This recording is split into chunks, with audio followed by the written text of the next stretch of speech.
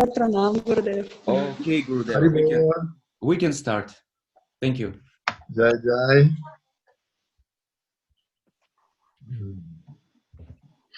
Hare Krishna, Hare Krishna, Krishna Krishna, Hare Hare, Hare Krishna, Hare Krishna, Krishna Krishna, Hare Hare, Hare Rama, Hare Rama, Rama Rama, Hare Hare, Hare Rama, Hare Rama, Rama Rama, Hare Hare, Hari Bol, Hari Bol, Hari Bol, Nitai Gora, Hari Bol, Nitai Gora, Hari Bol, Hari Bol, Hari Bol, Gora, Hari Bol, Nitai Go, Premanande, Hari Hari Bol, Jai Jai Sri Radhe.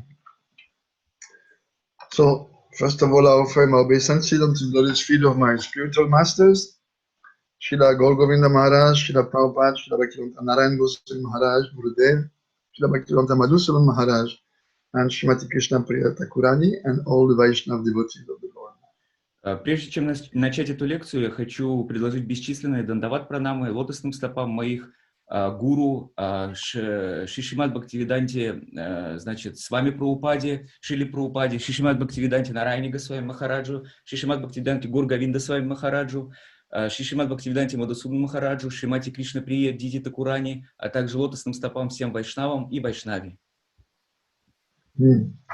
So today we are touching a very important topic, the importance of Sadhu-sanга. Сегодня мы затрагиваем очень важную тему – важность общения со святыми, садху-санги. So what means sangha? Sangha means to associate intimately with someone. Санга, что такое означает санга? Санга означает иметь какие-то личные отношения с кем-нибудь. No. And sadhu means a saintly person. А саду означает святая личность. No. A person who is putting into practice the teachings of the scriptures in his life. Человек, который адаптировал и практикует священные писания в своей жизни. So sadhu-sangha means to associate with a saintly person, and specifically it means to imbibe his mood of service. Садху-санга означает общение со святой личностью, но особенно это перенять его настроение служения. No. Why is it so important? Почему это так важно? Oh, in the Padma Puran there is one verse which says, Bhaktistu Bhagavat Bhakta Sangena Parijayati. Bhakti takes birth in the life of a person through Sadhu Sangha, through the association of a sadhu. Бхакти просыпается в сердце человека только благодаря ассоциации, то есть прямому общению со святой личностью. No, I like to quote Srila Gaur Govinda Maharaj, one of the main sadhus I had in my life, and he used to say, imagine, Tapustim, that you are going to the spiritual world somehow, and when you knock at the door, the guardian opens the door, introduces you to Krishna, and the Lord asks you, what do you want? Я хочу процитировать слова, на мой взгляд, самого возвышенного садху, с которым я мог общаться, это Шримад Бхактиведанта Гаур Говинда Свами Махараджа, и он говорил таким образом, рассказывал, вот смотрите, допустим, вы попали каким-то образом в духовный мир, и вы стучите в двери, и вас пускают, и вы видите Господа самого, и он спрашивает, что ты хочешь? Oh Lord, Господь, I want your mercy, please give me your mercy. А вы говорите, о Господь, дай, пожалуйста, мне милость, я хочу милости. And the Lord will tell you, my mercy, but all my mercy I have given to my pure devotees, the sadhus in the material world. I have no mercy left with me. You have to go back there and get mercy from them. А Господь ответит тебе, знаешь, дорогой, у меня не осталось никакой милости для тебя. Я раздал всю свою милость своим чистым преданным, которые сейчас находятся в материальном мире, поэтому тебе придется вернуться туда и как-то найти их. No, in other words, it is through the sadhus, his dear devotees, his pure devotees, that Krishna is transmitting his mercy to the fallen conditioned souls, us. То есть через саду, через настоящих саду Господь транслирует свою милость таким падшим душам, как мы, и мы получаем милость только через саду. No, he has chosen now the spiritual part of the Vedas as a means to reveal knowledge about himself, and this knowledge is not academic knowledge that you just read. It is meant to be assimilated through service and surrender to a sadhu. That is the process. Вы должны понимать, что это не просто какое-то академическое знание, которое вы услышали от саду. Вы должны применить это знание в своей жизни, практиковать его, и тогда это раскроется. What does Krishna say in the Bhagavad Gita?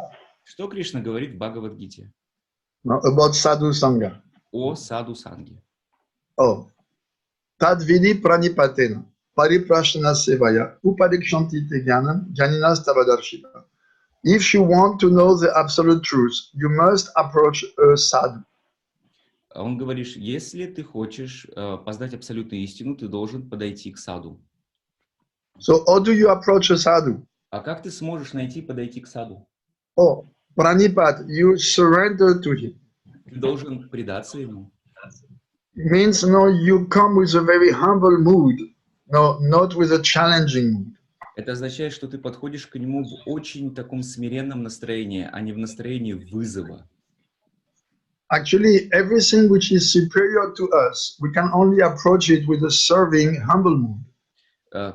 Все и все, что являются выше нас, мы должны подходить к этим личностям с умонастроением смирения. And service. И служения.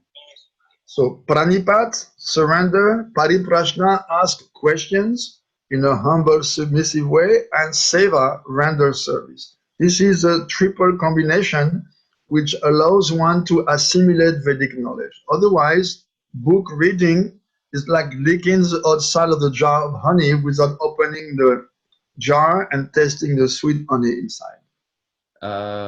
Если человек пытается сам постигнуть это ведическое знание при помощи книг, он сможет только облизать банку меда, но он никогда не сможет взять мед, который находится в этой банке. И есть три... Because the secret in success for success in spiritual life is not to please the teacher, please the spiritual master. Секрет духовной жизни заключается в том, чтобы удовлетворить духовного учителя. No. This knowledge is much higher than us. И это знание, оно намного выше, чем мы. No, it can transform our consciousness, so it's higher than us. Оно выше, чем мы, оно может трансформировать наше сознание. So we should approach that knowledge with great humility and service mood. Мы должны подходить к этому знанию и книгам в огромном настроении смирения и служения. Now, what to speak of the person who is transmitting that knowledge, who personifies that knowledge? Что уж говорить о личности, которая является личностью, которая все эти качества собрала в себе и это знание транслирует другим. Как же к нему мы должны подойти? So, Sadhu-sanga is essential. Most of you know that verse. I think we were learning it together in Ufa. Sadhu-sanga, sadhu-sanga, sarva-shastra-koi, lavamatra, sadhu-sange, sarva-siddhi-hoi. Я думаю, то, что мы все знаем этот стих, и мы его учили в Уфе. Стих вы знаете. No.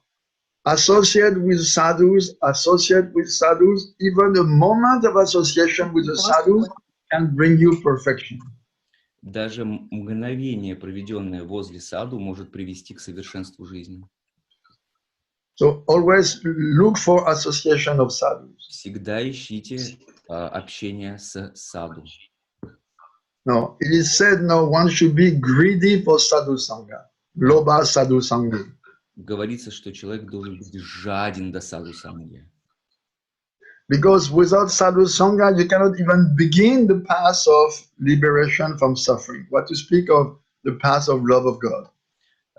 Без этого, без садху-санги, без саду человек не может даже освобождение получить. Что уж говорить о любви, получении любви к Богу. there are different types of sadhus, some from the impersonal school, from the personal school to which we belong. Существует несколько видов, типов саду. Есть имперсональная школа и есть персональная школа, которую мы представляем. So both sadhus, they have the power to help someone become free from attachment and ignorance. У саду есть такая власть и сила, чтобы человек смог преодолеть свои привязанности и невежество. Actually, in the 11th canto of the Shrimad Bhagavatam, the Nava-yogendras, 9 great sadhus, they each teach something to King Nimi. В 11-й песне Шримад Бхагаватам один известный саду, his name is... Sadhu name? No, 9. There are 9 sadhus, Nava-yogendras. Нава-йогендра, 9 саду, они обучают царя, the king, Nimi. Ними, которого звали. Nimi Maharaj. Not Nemi Maharaj, Nimi Maharaj. Ними Махарадж. Не Неми Махарадж, а Ними Махарадж. Nimi Maharaj. So one of them, he said, oh, you should always try to associate with sadhus because they have a specific power. Там они говорили ему, ты должен всегда брать свое общение с ассоциацией только с саду, потому что у них есть сила. No. This power consists in cutting the excessive attachment which is in the heart of every conditioned soul. И сила эта заключается в том, чтобы обрубать все ростки в сердце разных привязанностей обусловленных душ. No. My spiritual master Srila Prabhupada used to say, we all have become addicted to material enjoyment. Our mind is filled with so many impressions of past enjoyment which give rise to vasanas or desires to renew those pleasing sensations. Шрила Прабхупада говорил, что мы просто привязаны к чувственным удовольствиям, которые мы хотим испытывать на постоянной основе. So everyone is like an addict. Все как наркоманы, как, да, right, like, No. like. Да, как наркоман, да. Yes, like как наркоман. Да. We are narcoman to Maya, to material enjoyment. И мы испытываем эту самую привязанность и наркоманию к майе, то есть к материальному миру. No. As souls, our nature is ananda, bliss. So naturally we always look for happiness. Наша естественная природа, как души, это ананда, то есть счастье, и поэтому мы естественным образом ищем его в материальном мире. So this looking for happiness is completely natural, completely legitimate. И вот этот поиск счастья, он вполне естественен и он вполне законен. The problem is that we look for happiness where it doesn't exist. Проблема заключается в том, что мы ищем счастье в том месте, где его не существует. Now, a few weeks ago, we were speaking about the kleshas, the 5 veils of ignorance. Несколько лекций назад, помните, мы говорили о 5 клешах невежества. So one of them is raga. Raga is pushing you to enjoy. Одна из клеш называется рага, и рага тебя толкает наслаждаться материальными вещами. No. Many times we have explained how it works, the anatomy of illusion. Мы уже много раз объясняли, каким образом иллюзия покрывает обусловленную душу. So the mode of passion, rajagun, is agitating the mind for enjoyment. Раджа-гуна, то есть гуна страсти, она постоянно подогревает человека совершать какие-то поиски счастья. So it creates some tension. Раджа-гуна создает некоторое напряжение. So tension of energy accumulates in the mind. И некоторое количество энергии и напряжения, оно накапливается в уме. And then energy by nature, if it is pressured, it wants release. It wants to be discharged. И, естественно, если эта энергия, она накапливается в каком-то месте, натуральным образом она хочет выйти. So this raga, this veil of illusion, it is creating what we call the vegas or impulses. Мы называем это вега, то есть импульсы. Those who have studied Upadeshamrita, they remember this is the first verse. Vacho vegam, manasa krodha vegam, jiva vegam, udara upasta vegam, etam vegam yobhishaita dhira, savam apimam pritivim sasishat. So the vegas, they create like very strong urges in the mind, very hard to control. Вот эти веги, они создают некоторое напряжение в уме, которое очень сложно контролировать. No. Vacho vegam, beginning with the speech, controlling the tongue for speaking. И начинается это все с ванча вегам, то есть с контроля своего языка, каким образом говорить. No.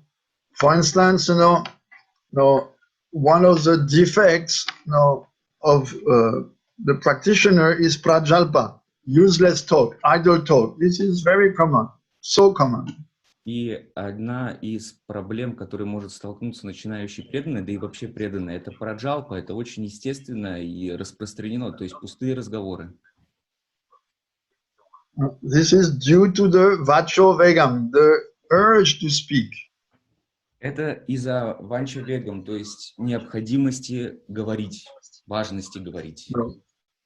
Parents who have daughters, they know very well the phenomena. Родители, у которых есть дочери, знают этот феномен очень хорошо. It's amazing how a girl can spend time on the phone speaking about apparently useless things for hours. Девушки могут часами говорить по телефону и в основном говорить о всякой ерунде.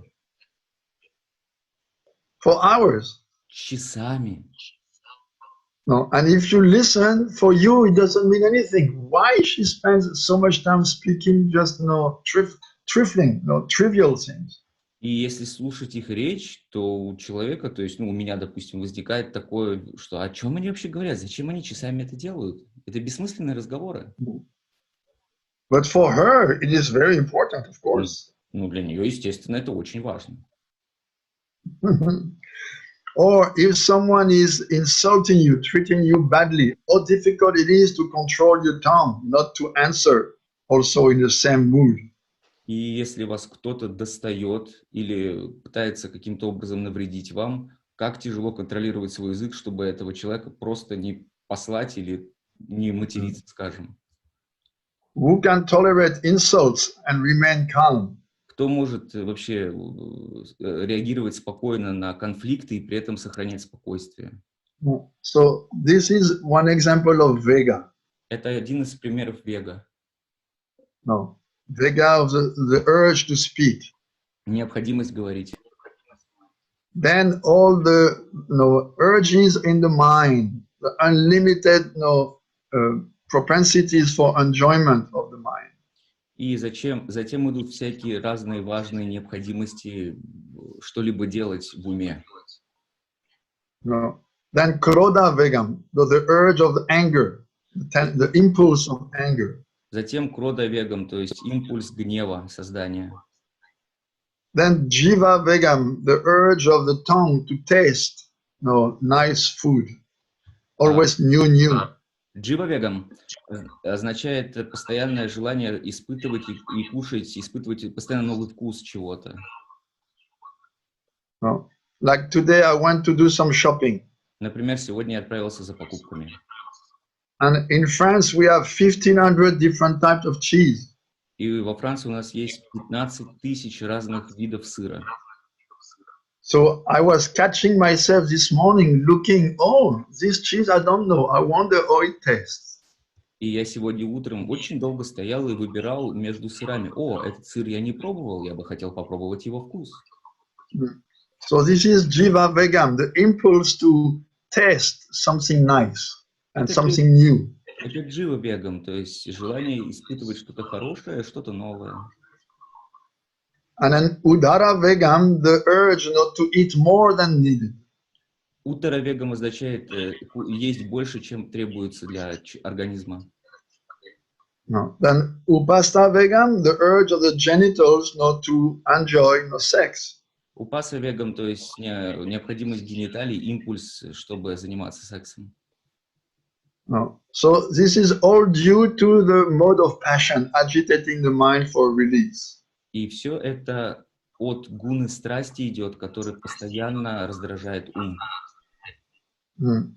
So, like I said, the desire to be happy is natural, but because of the veil of illusion called raga, the third veil, we always look for happiness in the material platform through sense gratification. С одной стороны, наше желание искать счастье, оно абсолютно законно и естественно, но с другой стороны, нас рага и вообще постоянно подталкивают нас материальной природы для того, чтобы мы наслаждались материальными вещами.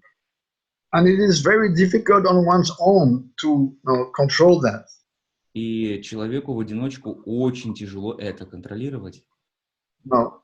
So Sadhu-sanga is a special blessing of Krishna to help us, because sadhus, through their words, they can cut this excessive attachment. И без саду невозможно достичь чего-то, потому что именно саду, они отрезают эти привязанности. So this is Krishna's blessing, Sadhu-sanga. Это благословение Кришны, садху-санга. If you remember in the first chapter of Adilila of Chaitanya Charitamrita, Kaviraj Goswami writes that it is through the sadhus that Krishna delivers the fallen souls. В Чайтанья Чаритамрите, в Ади-лиле, в первой главе, Кришна Кавирадж Госвами говорит то, что действительно через садху-сангу Кришна освобождает обусловленные души. And of course, the spiritual master is the foremost sadhu for disciple. И самое главное то, что гуру — это и есть форма саду для ученика. Это самое важное, что надо понять. It is very scientific. И это очень научно. Now, we can explain a little bit. Now, you know that Krishna has many energies. He is Sarva Shaktiman. Вы знаете, что у Кришны огромное количество энергии. Он Сарва Шактиман. So he has basically three types of energy: internal, external, and marginal.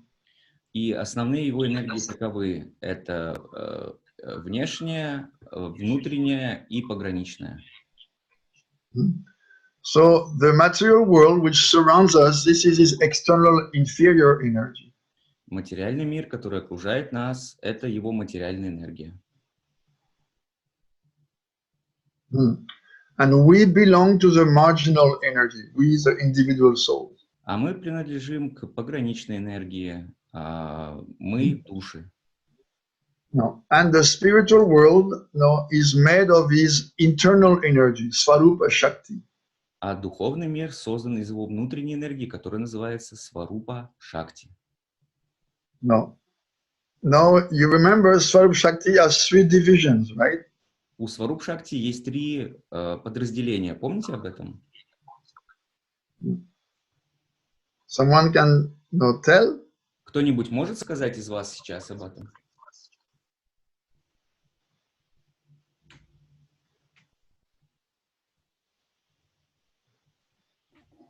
Антаранга Шакти, Бахиранга Шакти и Татаска Шакти. No, this is what I said before, but you said the Sanskrit. Это то, что я сказал до этого, но ты сказал это на санскрите.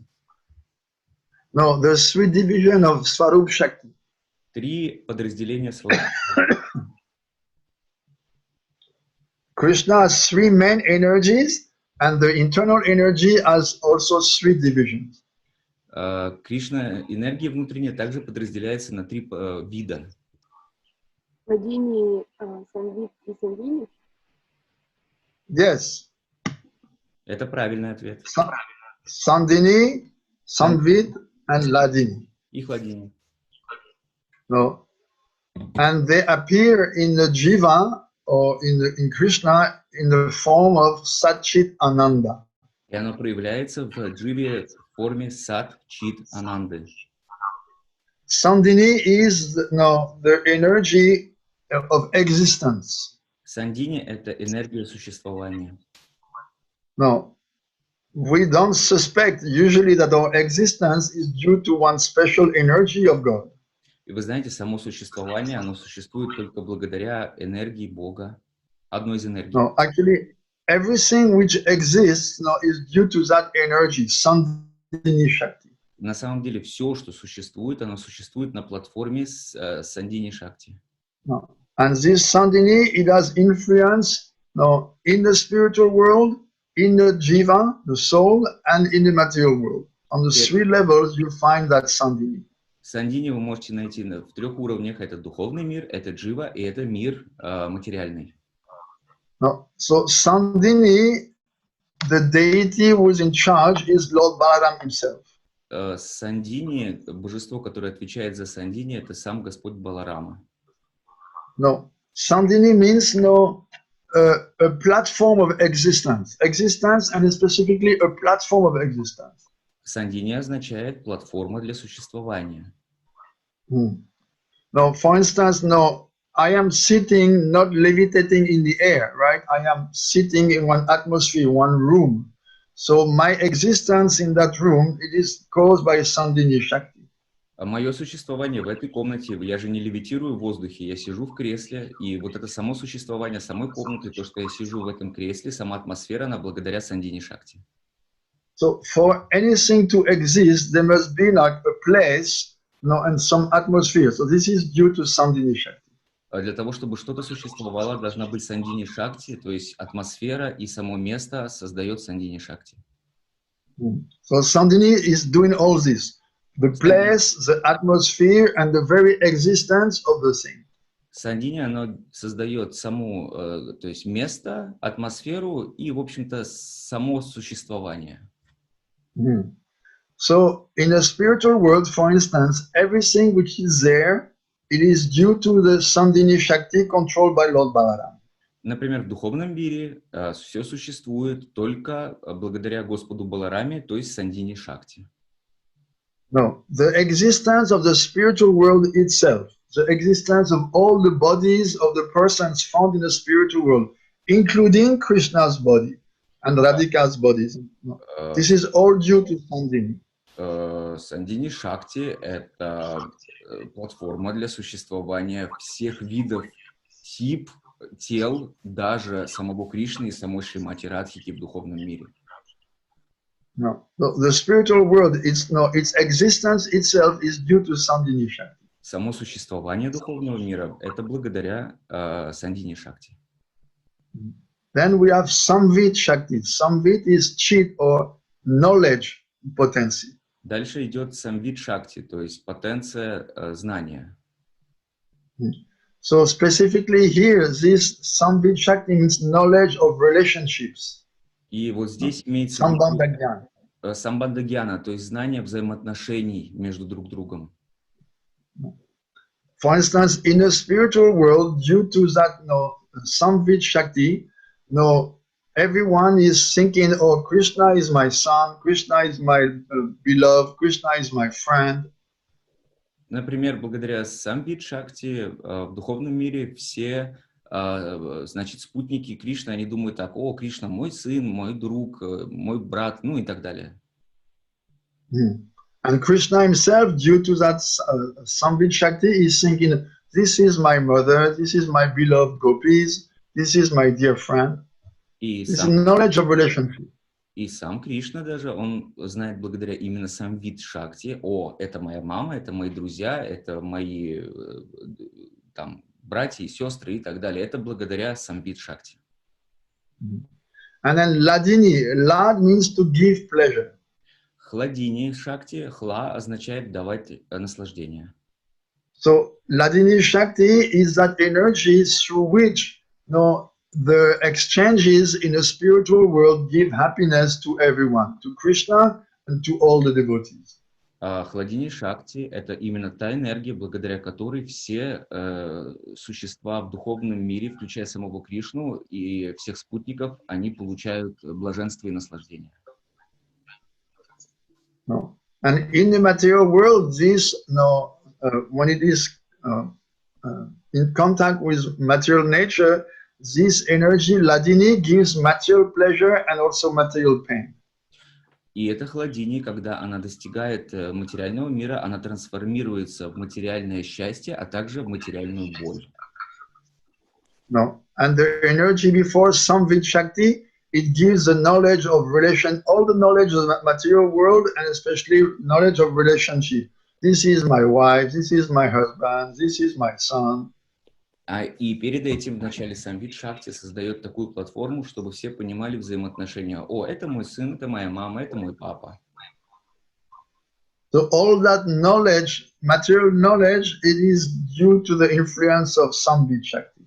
Все материальное знание, оно образовано только благодаря Самвит Шакти. Now, there's a special combination of Samvit Shakti and Ladini Shakti, now with a greater part of Ladini Shakti, which is called Bhakti.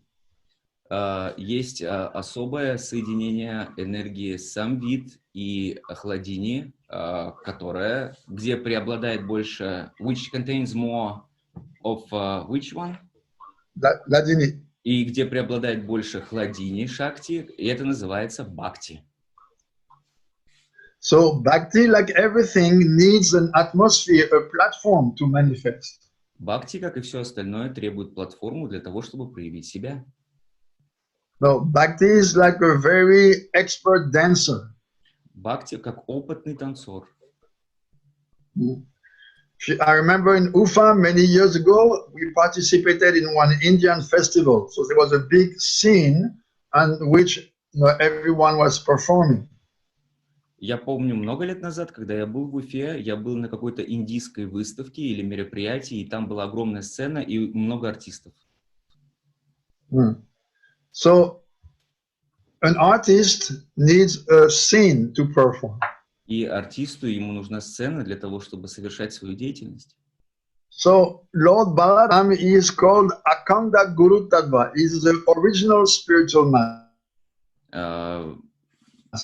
Лорд Баларам, он является изначальным духовным учителем.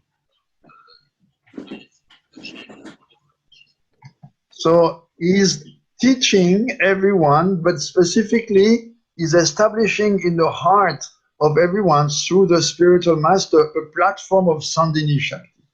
Он учит каждого и наставляет в сердце каждого при помощи Хладини Шакти. So the spiritual master is no Balaram Prakash, a representative of Lord Balaram. То есть духовный учитель является Баларам Пракаш, то есть представителем прямым Господа Баларамы. So at the moment of Diksha, when he is uttering the Diksha mantras, the spiritual master is establishing the heart of his students that platform of Sandini Shakti, on which the beautiful goddess of Bhakti can come and dance. Во время инициации, во время дикши Гурудев закладывает платформу в сердце для Хладини Шакти, для того, чтобы Бхакти, она могла танцевать. Not Hladini, Sandini. Сандини, прошу прощения, Шакти. Вкладывает Сандини Шакти в сердце. No artist will perform without a scene. Ни один артист не может играть свою игру, если нету сцены. So without the sadhu in the form of guru establishing that scene of Sandini, Bhakti cannot manifest. Без помощи такой сцены, то есть не может Бхакти проявиться в сердце человека. So this is like the most scientific explanation of the need for Sadhu-sanga, the importance of Sadhu-sanga. Я сейчас назвал самый научный подход о важности садху-санги. In other words, without accepting a sadhu as one's guru, one cannot have this scene of Sandini Shakti in one's heart, and therefore Bhakti cannot come.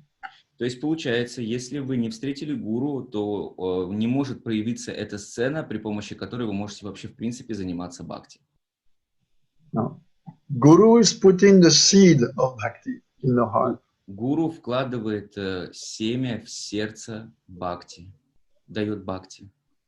So before accepting guru, the only thing you can do is to prepare the heart, just like a farmer before to plant anything, it will prepare the land. It will cultivate, whether with a tractor or with a plow. Somehow, it will prepare the land. Then it will put the seed. Then there will be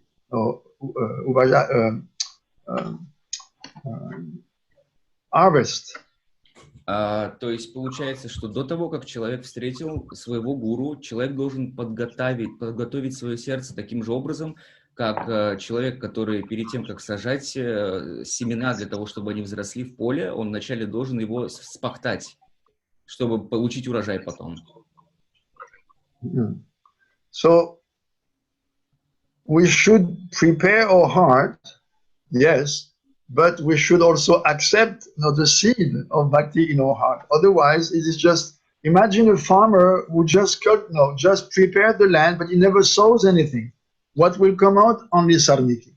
То есть мы должны получить реальную платформу, и это не должно быть просто иллюзией, как фермер, который мечтает о том, что он сейчас все посадит, а на самом деле сажает только сорняки. So that's why Sadhu-sanga is so important, that you cannot progress spiritually. You cannot even begin the spiritual path without the help of the sadhu. Поэтому вы не сможете даже начать процесс бхакти, если у вас нету милости саду. Sadhu is giving the knowledge. Саду дает знания. Someone can say, "Oh no, I just bought a book, and then from that book I learned." Кто-то может сказать: да нет, я просто купил книгу, из этой книги я узнал. But who wrote the book? А кто же написал-то эту книгу? A sadhu. Саду. For instance, my spiritual master, Prabhupada, a very great sadhu, he has translated the most important books of bhakti and given commentaries, and he ordered his disciples to distribute, to broadcast this knowledge everywhere.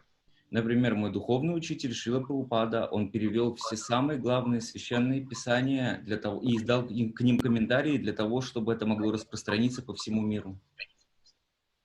No, I came because I listened one lecture on psychology by Dr. Torsunov. О, нет, я не могу, потому что я слышал одну лекцию доктора Торсунова. No, but Dr. Torsunov is a devotee, and he received his knowledge from a disciple of my guru. Therefore, at the origin of that knowledge, there is a sadhu. Но в любом случае, доктор Турсунов, знаете, ведь он преданный, и в любом случае у него есть духовный учитель, а также он это знание получил от Шрилы Прабхупады, а Шрила Прабхупада был святой. No. The knowledge of this is there in the scriptures, but without a saint, a sadhu to explain, it remains very difficult to understand what applies to us or not. Конечно, в книгах все есть знания, но без саду невозможно понять правильно и объяснить значение священных писаний. No, just like you go to the apotheke, to the drugstore, so many medicine. How do you know which one you should take for your case? Например, вы отправились в аптеку, увидели огромное количество разных лекарств. Откуда вы знаете, какое лекарство нужно вам лично сейчас? Oh, because the doctor gave you a prescription. Но из-за того, что доктор дал вам рецепт. So a sadhu is the doctor of the soul. То есть саду – это доктор души. No. And the sadhu in the form of your guru is giving you a prescription. This is what you should follow. И саду в форме твоего гуру дает тебе конкретный рецепт. Вот что ты должен делать. And by following seriously and sincerely his instructions, then you please him. And when he is pleased, then you understand Vedic knowledge. Gradually you progress until you reach full self-realization. This is the process. И процесс заключается в том, что когда ты удовлетворишь своего гуру благодаря следованию наставлениям, которые он тебе дает, это ведическое знание, оно войдет в твое сердце, и ты сможешь достичь совершенства жизни. Шаг за шагом, step by step. Шаг за шагом. But at every step, the association of sadhu is so much important. Но на каждом шагу общение с саду очень имеет большое значение. Because sadhu not only gives knowledge, he gives also mercy. Саду дает не только знания, он также дает милость. you may read and say, yes, I like it, I want to do it, but you find that your mind will be so much reluctant, will not allow you to do. Но вы знаете, даже если вы изучаете Священное Писание, вы говорите, да, я хочу это сделать, но вы не сможете это сделать без помощи саду. Никак. No. So sadhu gives knowledge, and sadhu also shows the path, how to follow it, and also gives mercy to follow it. То есть саду показывает путь, а также дает знания, а также показывает своим примером, каким образом следовать этому пути. No. Also, you cannot go from one level of bhakti to the next level, next step, without the association of a great sadhu. Также ты не можешь перешагнуть ступени с одного уровня на второй уровень, на третий уровень или на более высокий без ассоциации с саду. And association doesn't mean just to listen to a lecture. А ассоциация означает не просто слушать его лекции. It means, like I said, not to imbibe the mood of service of the sadhu.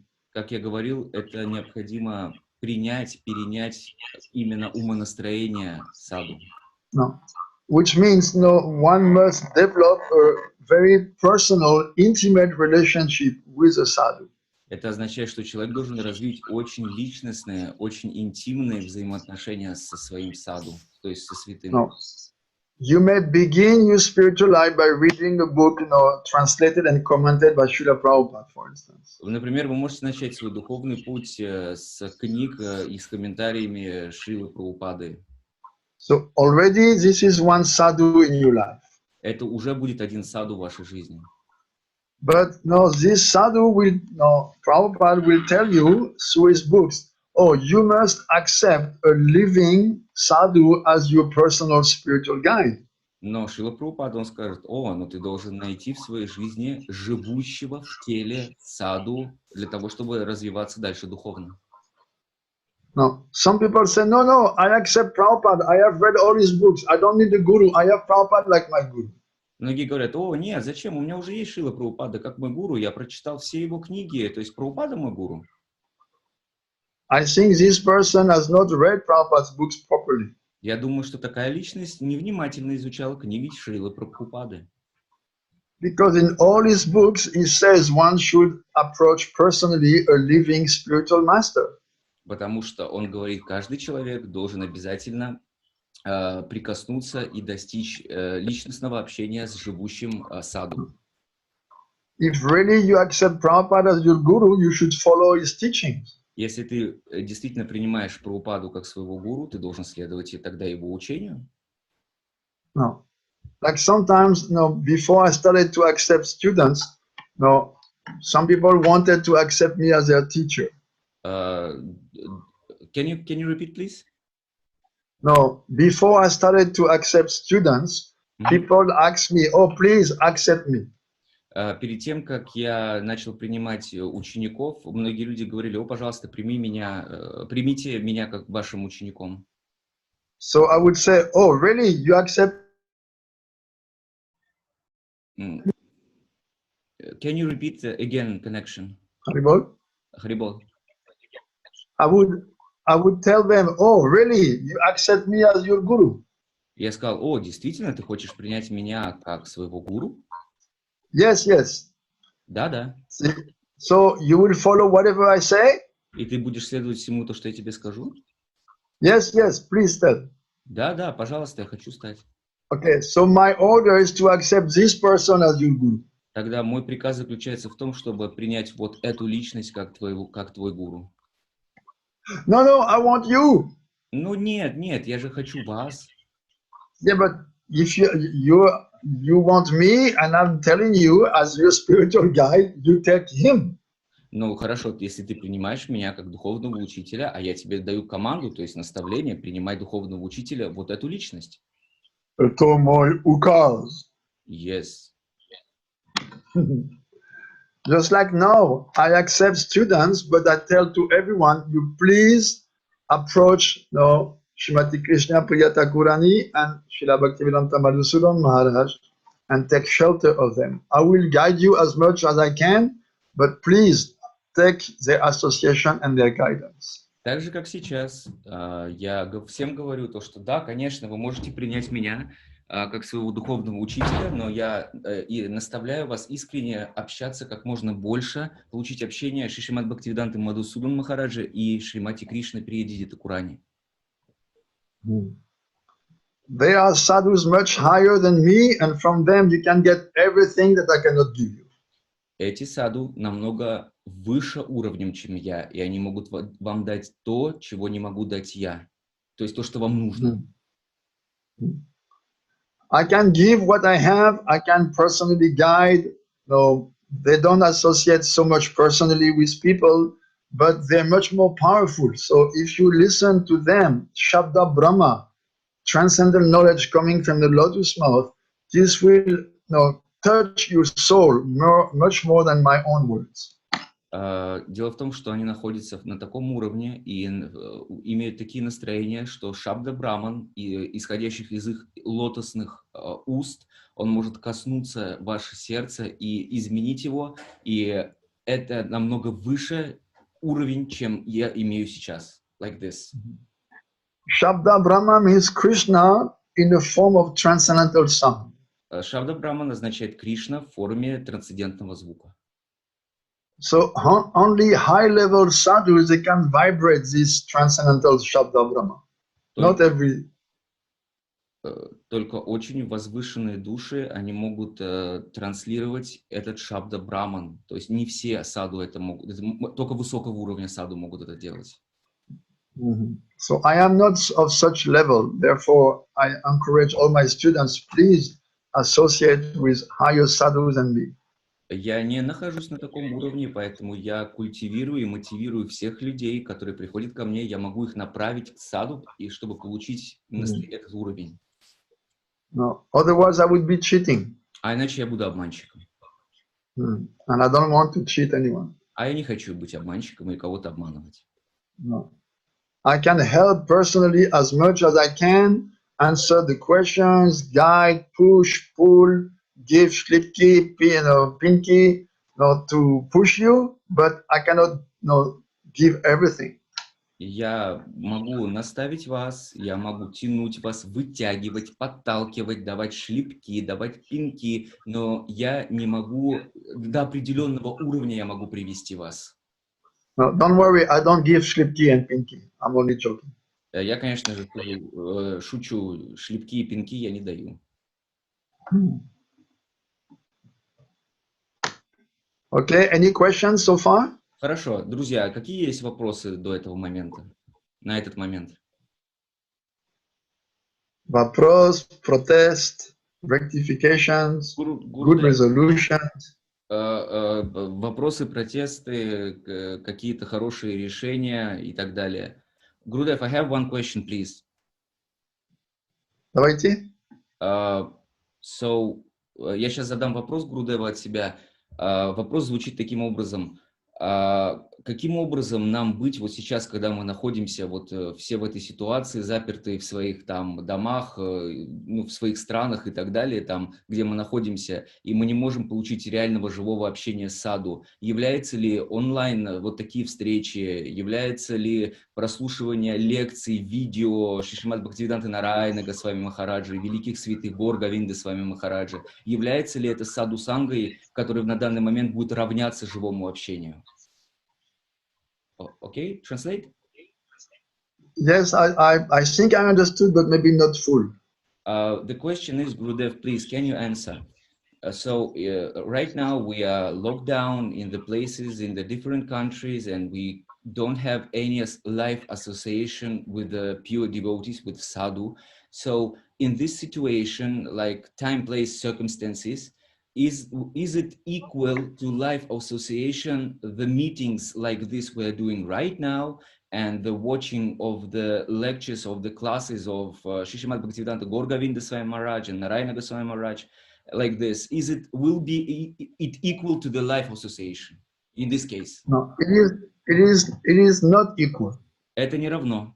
It is not equal. Это не No, равно. Srila Gopinath used to say, no, because at one time, Prabhupada, because he was traveling so much and there were so many disciples asking for initiation, and Prabhupada would record, sometime like the Diksha mantra or even Maha mantra, and then he would send that tape, cassette, audio tape. Mm-hmm. But this was like exceptional, and also he always said, as soon as you can, you should come to my personal association. So Govinda Maharaj used to say, no, modern science will deliver the conditioned soul. Think about it. No, this tape cannot transmit Shabda Brahma. Окей. Шрила Говинда Свами Махарадж, он очень хорошо отвечает на этот вопрос. Он говорит, любые научные, так сказать, разработки, они не смогут передать Шабда Браман. Например, Шрила Прабхупада, когда он очень много путешествовал, у него было огромное количество запросов и учеников на инициации. Очень иногда он записывал кассеты с дикшей инициации и давал это ученику, но это скорее было исключение, а не правило. So it is better than nothing. Но это лучше, чем ничего, естественно. Like they say in China, that's Shushu Ogamu. Little is better than nothing, but it cannot replace. It is not as equal. It is not equal. It is not as powerful. В Китае есть такая пословица, то что лучше уж что-нибудь маленькое, чем ничего, но это не будет по силе такой же огромное, как встреча с живым саду. But like you said, we do according to time, place, and circumstances. We do what we can do. Но, как ты сам сказал правильно, мы все делаем согласно времени, месту и обстоятельству, то есть мы делаем то, что мы можем делать. So this is very important. There's this association like that. But it doesn't replace direct. Очень важны вот такие встречи, как мы сейчас делаем, или прослушивание лекций, но это не будет равно живой встрече. Unfortunately. К сожалению. But no, we can get inspiration like that. Like when I listen to lectures of Madhusudan Maharaj on Facebook once a week, I feel great inspiration. Но когда я смотрю на Фейсбуке еженедельные классы и лекции Шримад Бхактиведанты Мадхусудана Махараджа, я получаю огромное вдохновение. But вдохновение is not the same than direct association. Но даже это вдохновение, оно не равно живому общению. No. When I look at him, I long, when I will be able to come and at his lotus feet and have his direct sangha. Когда я смотрю на его изображение, я просто разрываюсь на части из серии, когда же уже я смогу получить живое общение и прийти в садху-сангу? No, a sadhu, from his eyes and from his mouth comes transcendental vibration. Those vibrations are very powerful. They can cut through the veils of Maya.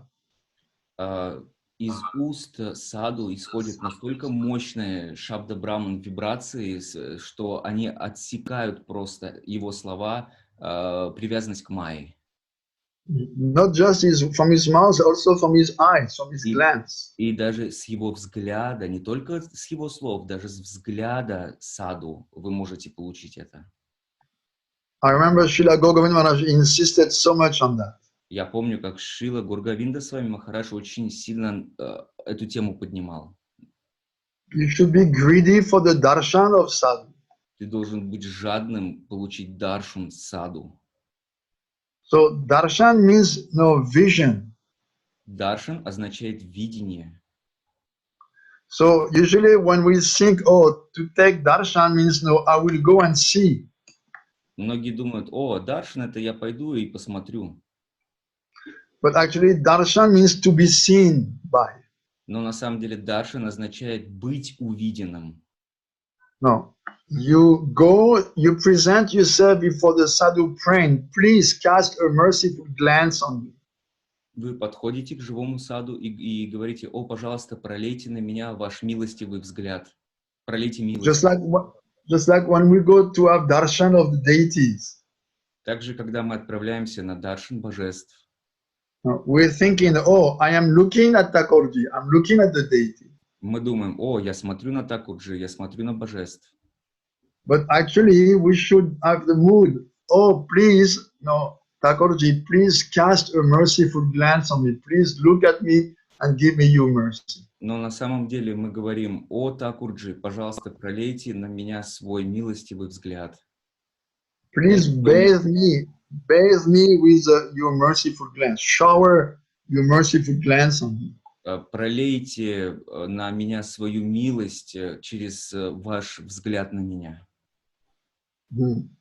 So this is only done face to face. И это делается только лицом к лицу. No. Srila Gopal, I repeat, used to say, think seriously about it. Modern science will deliver the conditioned soul through one audio or video tape. You will get the full effect. Come on.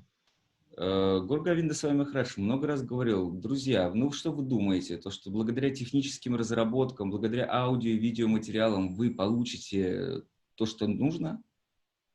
It is helpful, of course, otherwise why to do it? Естественно, оно имеет пользу, иначе для чего вообще мы все это делаем? No, even it would make a difference, he said, if you look at a video of a lecture where you were present and a video of a lecture where you were not present, also there is a difference in effect.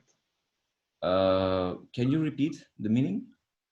Srila Govinda Raj, even it would make a difference between looking at a video of a class to which you were present or looking at a video of a class where you were not present. He said there's a difference also in effect.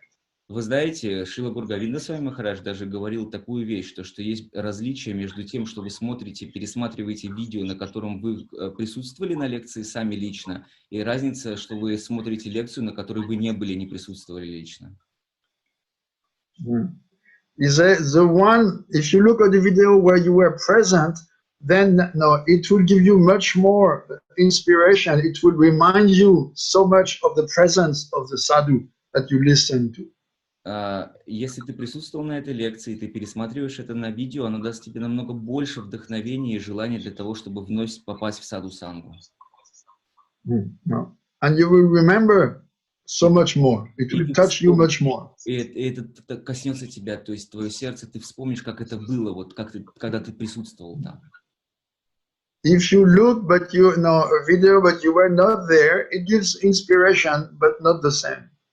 Если ты смотришь видео, где ты не присутствовал, оно, конечно, тоже может дать вдохновение, но есть большая разница.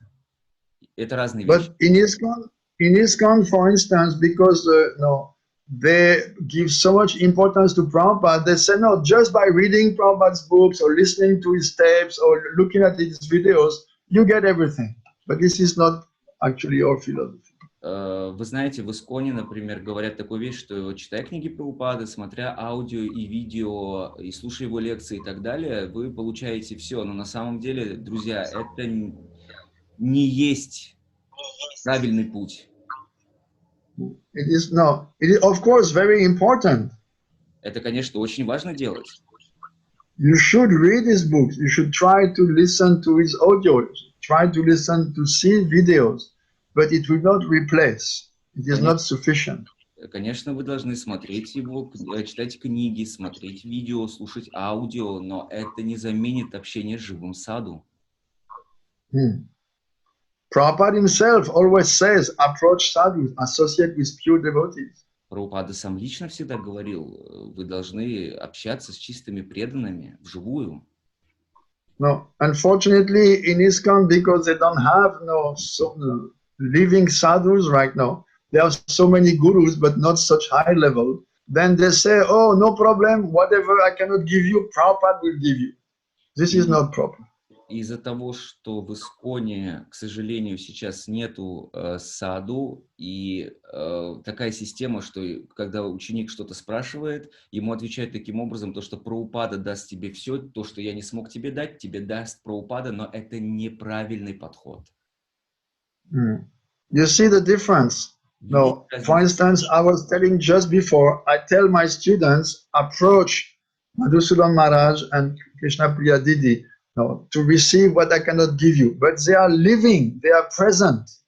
But they say, approach Prabhupada and he will give you what I cannot give you. This is different. Prabhupada is not there present anymore. The sadhus I'm speaking about, they are present now. You can associate directly with them.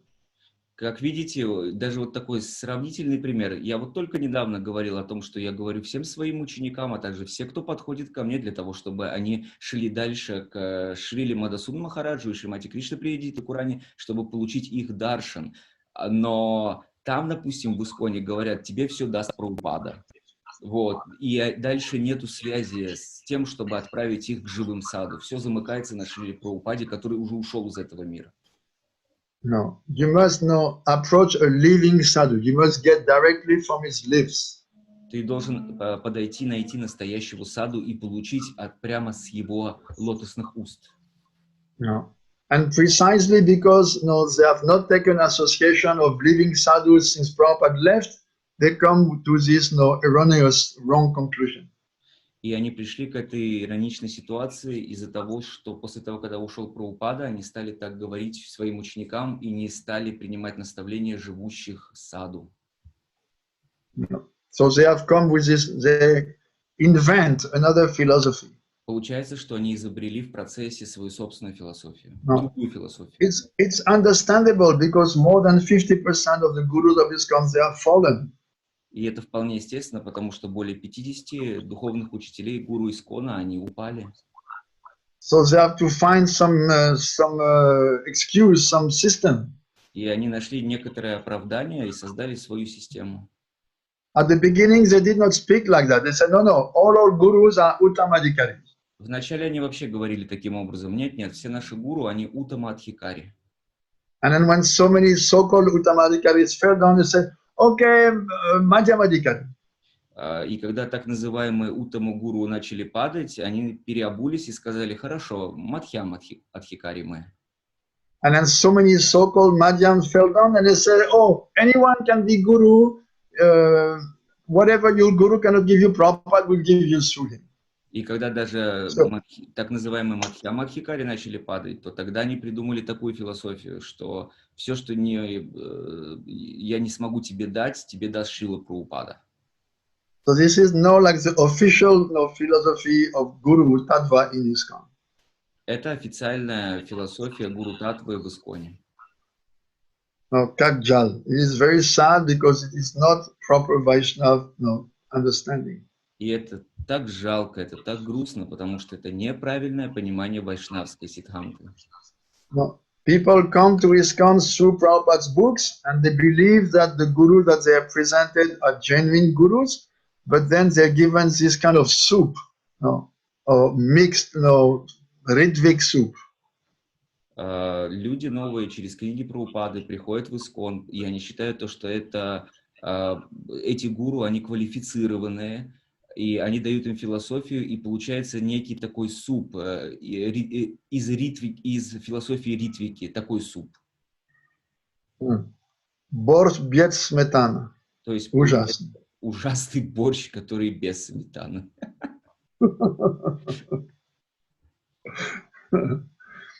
Вопрос? Yes. Ananga Mohini. Hare Krishna Gurudev, please accept Dandavat Pranams. I heard that if you put tilak on your forehead, yes, forehead, correct? Mm-hmm. But not on the other places, then the deities, they will not see the devotee. Is it true? Only for... I never heard this. Я никогда ничего подобного не слышал об этом. But if you put on your forehead, why don't you put on the rest of the body? Но если ты уже поставишь тилак на свой лоб, почему бы тебе не поставить на оставшиеся части твоего тела? Well, sometimes we do this like a new person is coming, for instance, my daughter, she came with a little son.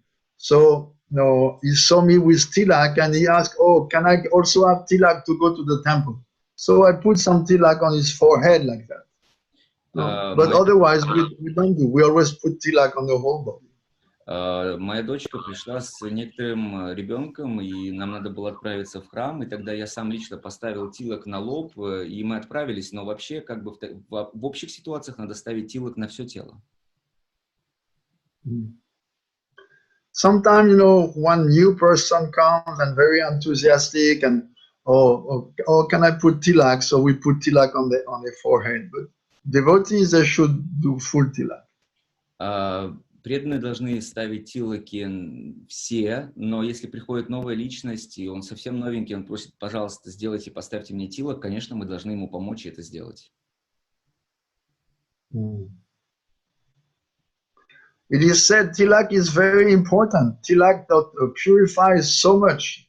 Говорят, тилака, она настолько важна, потому что она имеет очень сильный очистительный эффект. No. Tilak is called Gopi Chandan. Тилака называется гопи чандана. And actually, when we put on tilak, we pray to the gopis, give me some of your mood of loving surrender. И когда мы ставим тилаку, мы просим одну из гопи, о, пожалуйста, дай мне одно из настроений служения для того, чтобы я мог или могла предаться.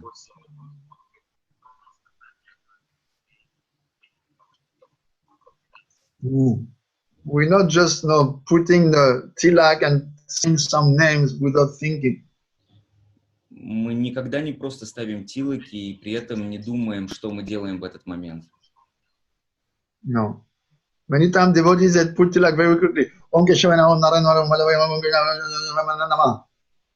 Without thinking. Ставить тилаки и ни о чем не думать, поскорее быстрее мантры прочитать и поставить и убежать. But actually, everything we do, we should do it with consciousness, with Krishna consciousness. Но на самом деле все, что мы делаем, мы должны делать в сознании Кришны. No. What means tilak? Что такое тилака? No. I want to serve Radha and Krishna in Vrindavan, and every other desire I reject. Я хочу служить This is the meaning. Раде и Кришне во Вриндаване, а все остальные желания я хочу забыть и отвергнуть. This is the meaning of tilak. Это значение тилаки. No. And just by looking, a devotee with Vaishnava tilak, a person makes advancement. Just by looking at your forehead, even if they're wondering why he put some mustard, he was eating some sandwich, he has some mustard on his nose, or he was doing some painting, some drops fell on his nose. Even if they think like that, by looking the Vaishnava tilak, they make some sukriti, some progress. И когда на улице, допустим, человек новый встречает преданного, и он думает, господи, что это такое у него, от бургера, что ли, там на голове кусок остался, или он рисовал картину какую-то, и у него там попала краска, но даже если он таким вот умонастроением, он видит тилаку, он получает большое очищение. And tilak also takes away karma from the person who wears the tilak. Также тилака забирает карму человека, который носит тилаку. Tilak is very powerful. Тилак очень могуществен. Prabhupada always insisted, he always wanted his disciples to have tilak. Прабхупад очень акцентировал на этом, он говорил, что все преданные должны носить тилаку. He would say, if he would see a devotee without tilak, he'd say, he would call him smashan mukha, a crematorium face. A face without tilak is like a crematorium, the place where they burn the dead. Если кто-то приходил без тилаки, Шрила Прабхупада говорил, он пришел с лицом, как из крематория. То есть лицо без тилака – это лицо крематория. Smashan mukha. Then Sri Ratna Devi. Madan Mohan was before. One question. Madan Mohan, the big sage. Большой святой Мадан Мохан спрашивает, what is better, to read books, to listen audio, or to watch videos? You should do the three. Должен делать все три вещи сразу. No, but because the mind many times is not able to concentrate so much, reading books is very good. Но из-за того, что ум не может хорошо так концентрироваться, чтение книг все-таки будет, наверное, лидирующим. Because when you can read again, or you can take notes, you can meditate on it. Потому что, когда ты читаешь, ты можешь делать определенные пометки, ты можешь перечитывать тот материал, который ты не понял, и так далее. No, sometimes devotees, they just put a tape, and then they do something else, and they listen something. Okay, it is better than nothing, but not very easy to concentrate. Не очень тяжело сконцентрироваться, когда ты слушаешь, например, аудио или видео, как я понимаю, и намного проще сконцентрироваться, когда ты читаешь книги. Sometimes, for instance, in the kitchen, in the temples, they put a video and they're busy cooking. It's good because you have this sound and maybe sometimes you can catch a little bit, but when you are really concentrating on your cooking, it's hard to concentrate on the lecture. Некоторые преданные, они включают видеолекцию, когда готовят. Это очень хорошо, с одной стороны, но для полной концентрации все-таки одновременно, допустим, готовить и делать еще какие-то действия будет достаточно сложно делать.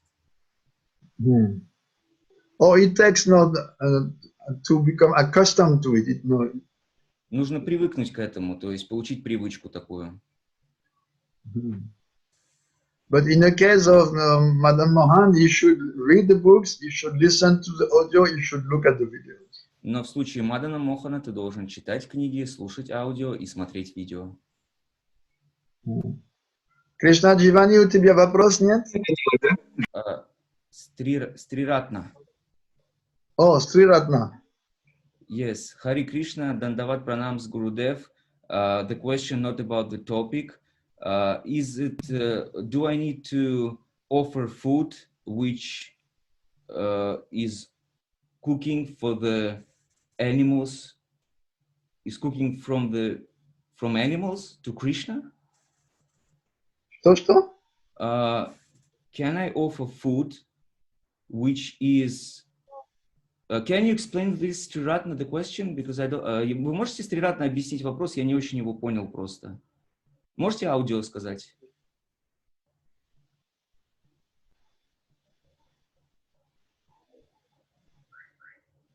Do I need to offer food which is cooking for animals to Krishna? Для домашних животных, в смысле, для домашних животных. For the domestic animals I'm cooking, do I need to offer this food if I will give it to animals?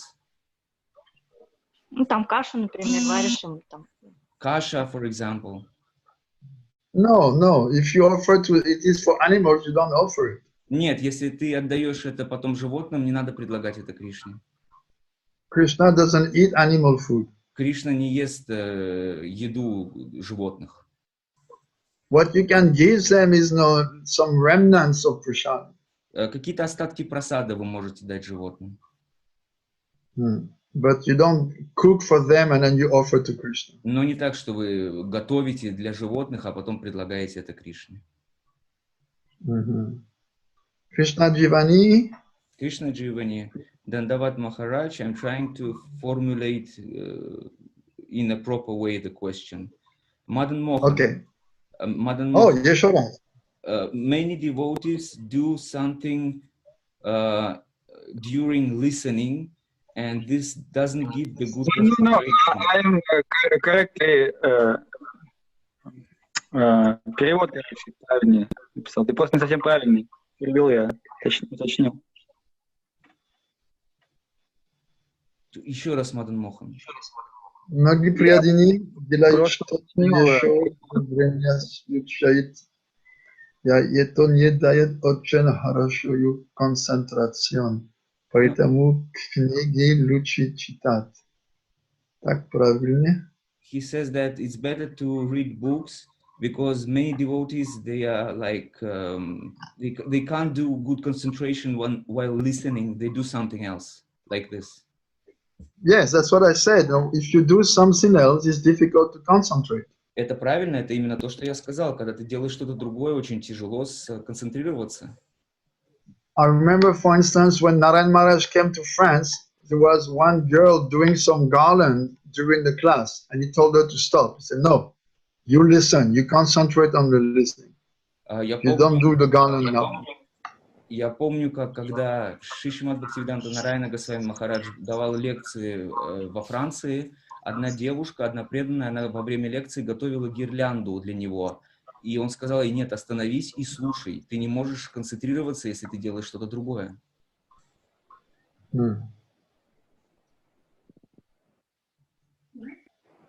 Еще вопрос? Кришна Дживани? Ласика. Ласика. Хари Кришна. Дамадарона. Хари Кришна, dear Guru Maharaj. I missed some lecture. Can you please tell, Shabda Brahman doesn't transmit through video and audio, right? Yes. Да, это правильно. Нет. This is what Gogovind Maharaj said. Это то, что сказал Горговинда Махарадж. But Lasika, she is disciple of Damodar Maharaj. Но Ласика, она ученица Дамодары Махараджа.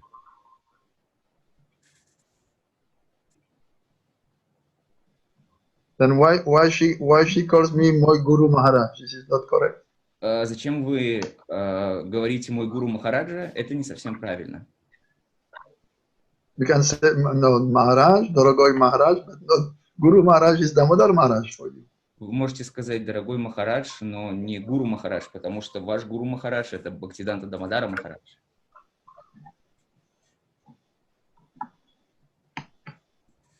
But it is not, even though the video cannot transmit Shabda Brahma, it's very important to look, because like Haridev Prabhu said, right now we are locked, we cannot travel, not to associate directly, so we should at least do this kind of Sadhu-sanga. И, как сказал Харидев Прабху, то, что мы не можем сейчас путешествовать, мы в заперти. Очень важно все равно слушать аудио и видео, несмотря на то, что они не передают Шабда Браман.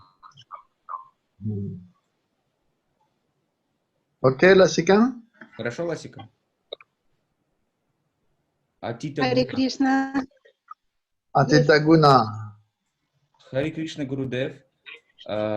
When we make notes on the lecture, in the class, does it disturb our concentration? No. Yes. No, it's good. It's Нет, good. это хорошо. No, actually, no, serious students, they take notes during class. На самом деле, серьезные студенты, они всегда делают пометки во время лекций. Or also during, while they are reading also. И когда читают тоже. We have some transmission problem. Or, yes, we have some connection problem, I think, a little bit.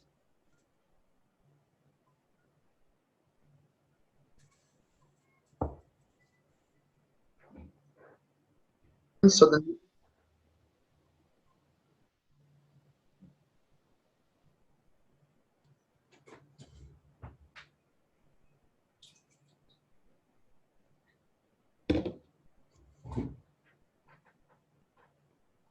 Друзья, меня слышно? Да. Значит, у Гурудева.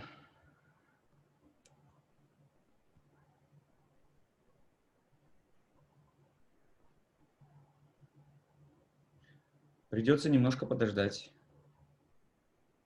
okay. Oh, no, I have no notes. No. I have maybe a more. There's some connection problem. Right now, better. I have full row in my bookshelf. У меня целая коллекция книг. Whenever I study, I take notes. Но все равно, когда я даже изучаю их, я делаю пометки. Haribol? Yes, yes.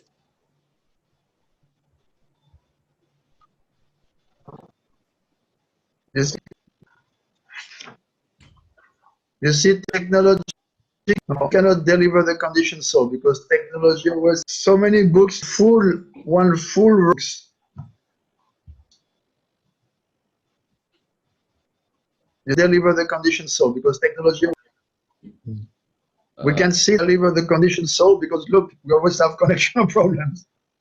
Видите, мы не можем получить, даже когда у нас сейчас идет видеосвязь, даже видите, во время... Like right now, no, I don't see any vision, То есть, например, any image. Не вижу никакого Can изображения. you hear me, Haridev? Харидев, ты слышишь меня? Yes.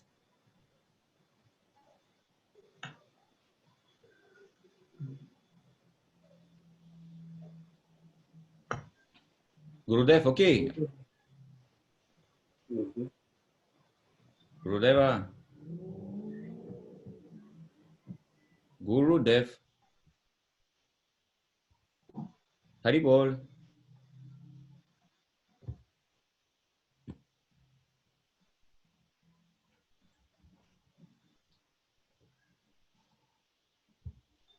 Гурудева.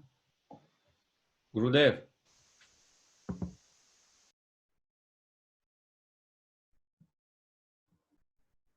Меня слышно, друзья? Да.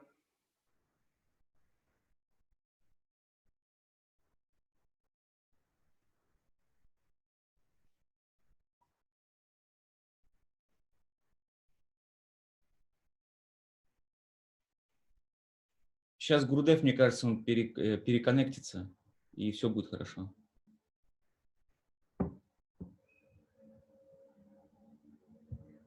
Haribol? Yes, Гурудев? Oh, again, I have to connect. Let's say, okay, video again. Yes, All right. all right, all right. So we can see that, you know, when Krishna came with all his associates, he was manifesting the highest limit of, you know, loving pastimes. Когда Кришна приходил на землю сюда, и вместе со своими вечными спутниками мы видели особо в большом размере, как он проводил свои игры и давал милость.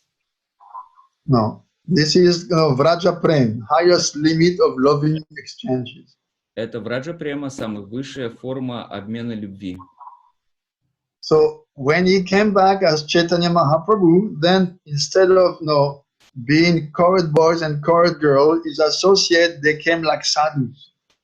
И когда пришел Шри Чайтанья Махапрабху, который является также Кришной, все его вечные спутники, они пришли в виде саду, а не в форме его пастушков, друзей и пастушек. And then he and his associates in the form of sadhus, they taught the whole world how to awaken that same Vraja Prem. И в форме саду они рассказали всему миру, каким образом получить эту Враджа Прему. So this is the importance of Sadhu-sanga. Only a sadhu can teach you how to awaken that love. И в этом заключается важность садху-санги. Только настоящий саду может тебя научить, каким образом пробудить эту любовь.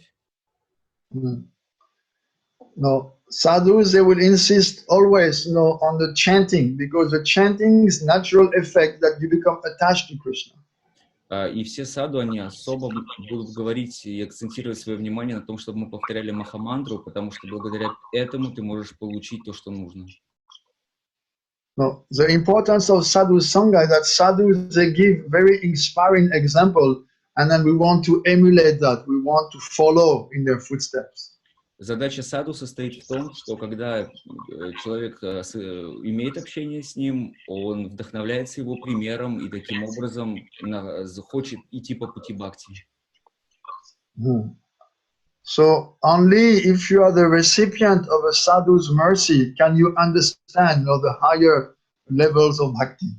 Только если у тебя есть общение с возвышенными саду, только тогда ты можешь понять более высокие темы, которые касаются бхакти. No, a sadhu, he can introduce you into his own entourage, intimate entourage, in which he is serving the Lord. Саду может показать тебе некий антураж служения Господу.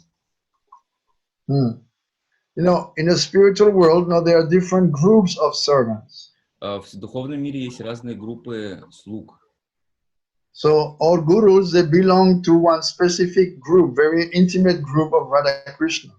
Вот линия наших гуру, она принадлежит к очень интимному, очень особенному группе, которая служит Раде и Кришне. So only such a sadhu who belongs to such a intimate group, he can introduce you into that group. И только такой саду, который находится именно в такой особенной группе, он может тебя пригласить в эту группу. Without sadhu, you can never enter into that group of intimate servants of Krishna. Без саду ты никогда не сможешь войти в эти интимные, близкие группы, которые служат Кришне и Раде. So at every step of the path, from beginning till the end, sadhu-sanga is the most important principle. И с самого начала, и в середине, и в конце садху-санга — это основной принцип. There is 64 kinds of bhakti, right? Существует 64 видов бхакти, так ведь? Как делать бхакти совершать? So out of those 64, Sri Chaitanya Mahaprabhu has selected 5, which he says are most powerful. Среди 64 Господь Чайтанья избрал 5, и он сказал, это самые важные. And guess by what it begins? И догадайтесь, с чего начинается это все? Sadhu-sanga, Nama-kirtan, Bhagavad-shravan, Mathuravash, Srimurtiras Shadaya Seva. Association of Sadhus, chanting the name, повторять святое имя, listening to the Bhagavatam, слушать Бхагаватам, live in the holy place, жить в святом месте serve the deities with faith. и служить божествам с верой. And Srila Narayana Maharaj explained, actually, there are 5, but Sadhu Sangha should be in the 5. So, no, associate with sadhus, chant the holy name in association of sadhus, listen to Bhagavatam from sadhu, live in the holy place with a sadhu, and serve the deity with faith with a sadhu. Но Шрила Нарайана Госвами Махарадж, он объяснил то, что все эти 5 на самом деле, они содержат в себе обязательный элемент саду. То есть вначале общаться с саду, затем the second one is what was the second one? Chanting holy name. Повторять святое имя возле саду, жить в святом месте рядом с саду, изучать Бхагаватам рядом с саду, жить в святом месте рядом с саду. И the final one is to serve the deity with faith. Служить божествам с верой вместе с саду. So Sadhu Sangha is there as the most powerful ingredient at every step. Так что садху-санга, этот ингредиент, он находится на каждом шагу, и он очень важен. For instance, you cannot chant the pure name Shuddhanam without Sadhu-sanga. Например, вы никогда не сможете повторять Шудданам, то есть чистое имя, если нету садху-санги. No, Sadhu-sanga is like a catalyzer, which is like, empowering your devotional activities. Садху-санга — это как специальный катализатор, который активирует все ваши действия в преданном служении. So all these acts of devotion and further cultivation of knowledge gradually reinforces your faith, especially when you do it in sadhu-sanga. И все, что вы делаете, и все книги, которые вы читаете, и вообще все это, оно будет подталкивать вас на то, чтобы быть в садху-санге. So at every step, sadhu-sanga is the most important ingredient. На каждом шагу садху-санга всегда будет самым главным ингредиентом. No. Anyone who has come to bhakti has come through a sadhu. Любой человек, который пришел к бхакти, он пришел к бхакти через саду. Maybe the devotee who spoke to him was not a sadhu, but that devotee had a sadhu as guru. Or that guru had a sadhu as his guru. Может быть, тот человек, который рассказал о бхакти человеку, он сам не был гуру, но он привел его к своему правильному гуру, а у того гуру тот наставил его на саду-сангу и привел к настоящему саду. No. At the root of bhakti, there is always a sadhu. В корне бхакти всегда присутствует саду. That's why I began with that verse of Padma Puran, Bhaktistu Bhagavad Bhakta Sangina Parijayate. Bhakti is born in the association of sadhus. Поэтому в Падма Пуране говорится то, что бхакти рождается с помощью ассоциации с преданными, общения. Now, who can get association of sadhus? А кто может получить общение со святыми? Oh, the second part of this same verse of Padma Puran says, Purve Sukriti Sanchite, due to previous Sukriti.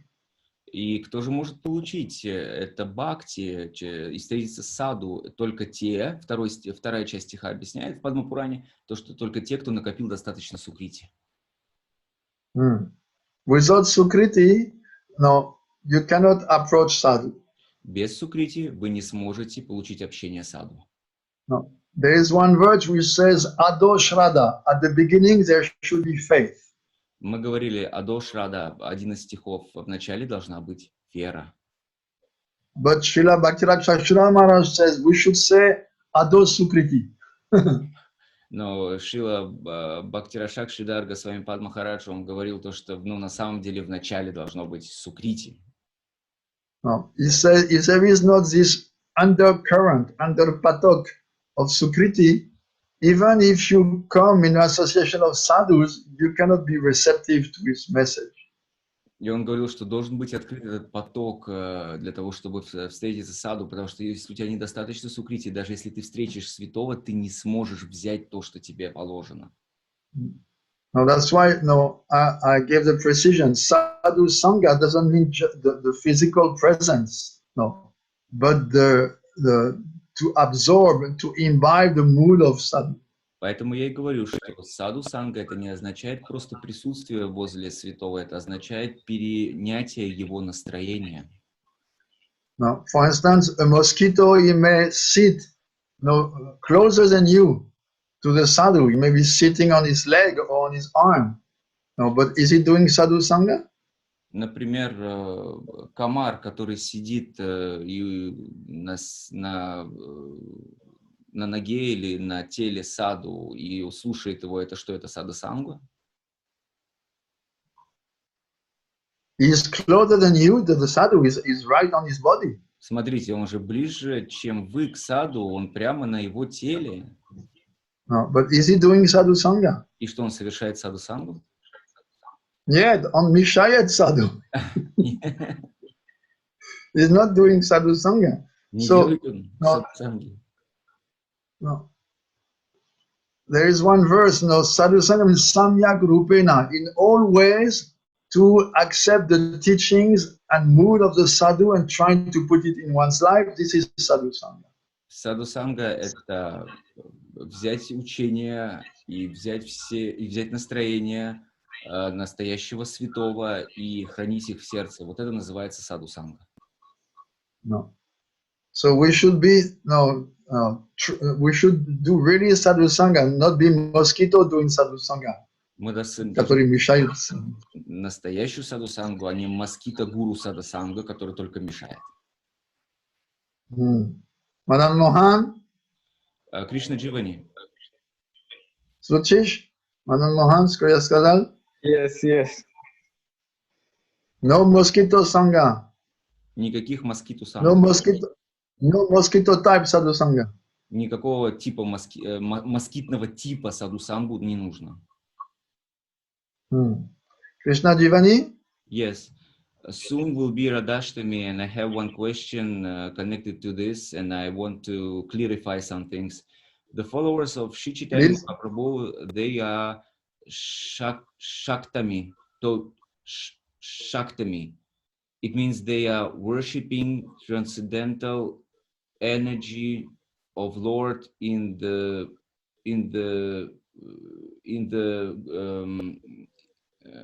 form of Srimati Radharani to get bhakti.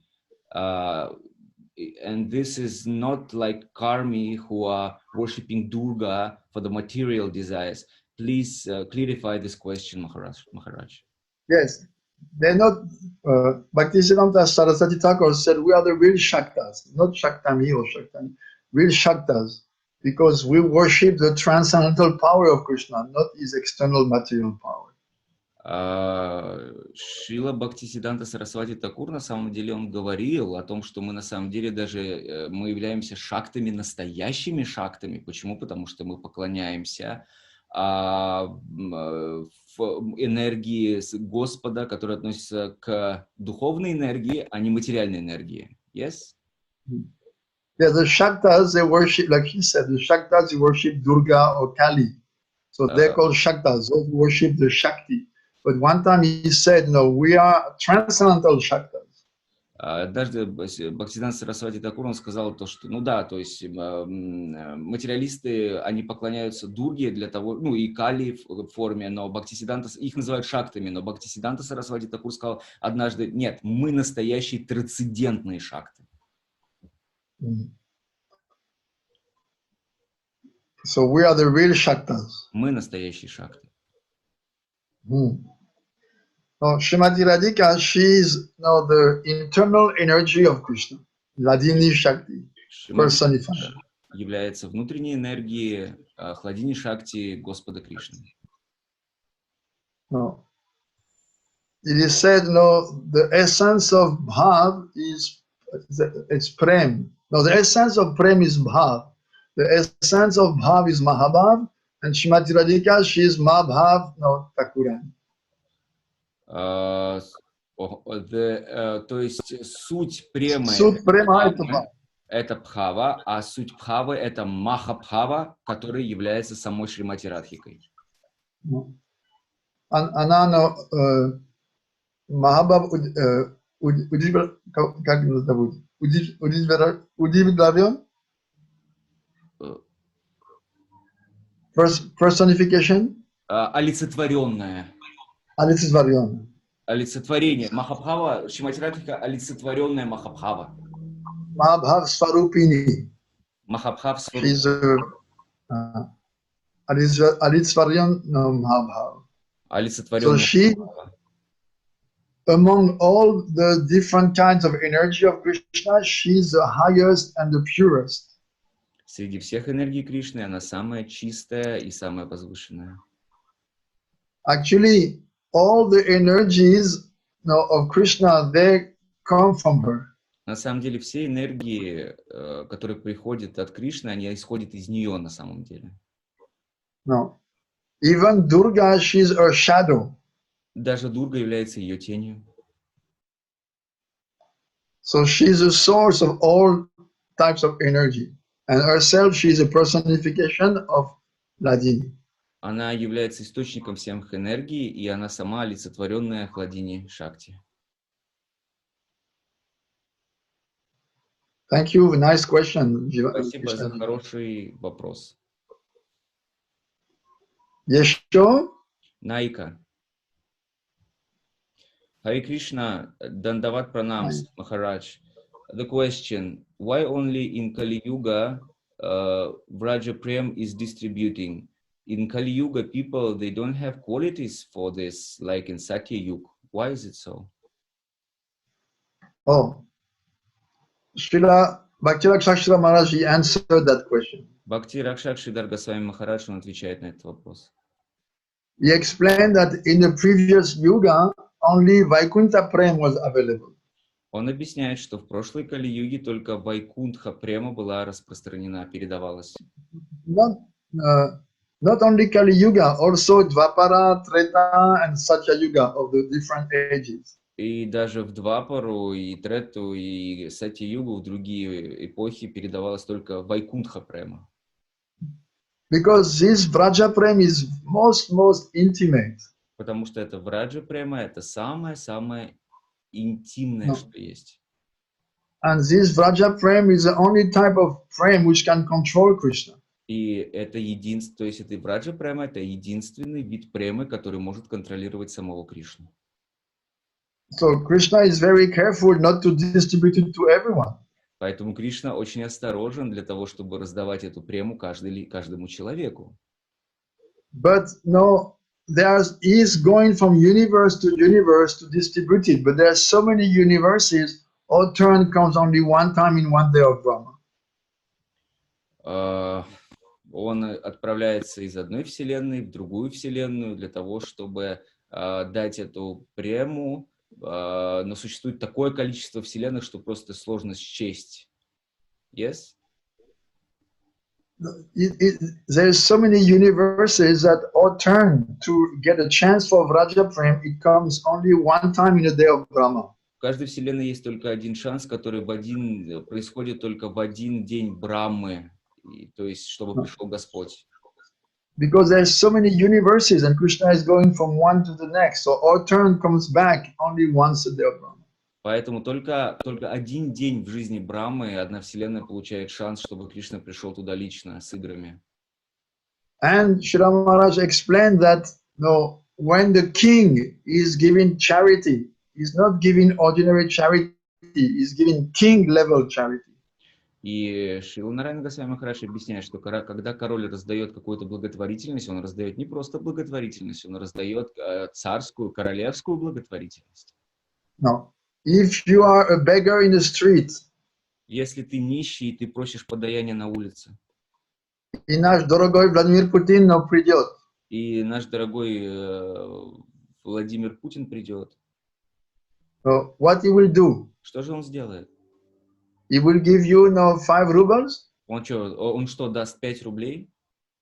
No, he will give you charity like a president. Он даст президентскую благотворительность. No, he will take from his own wallet, or he will give an order to his servant, give him a big lump of money. Он либо из своего кармана достанет денежку большую, либо прикажет своим слугам, чтобы они дали ему большую такую президентскую какую-то благотворительность. So in the same way, Mahaprabhu is the king of kings. He's coming only one time in the day of Lord Brahma in our universe. Господь in Kali Yuga.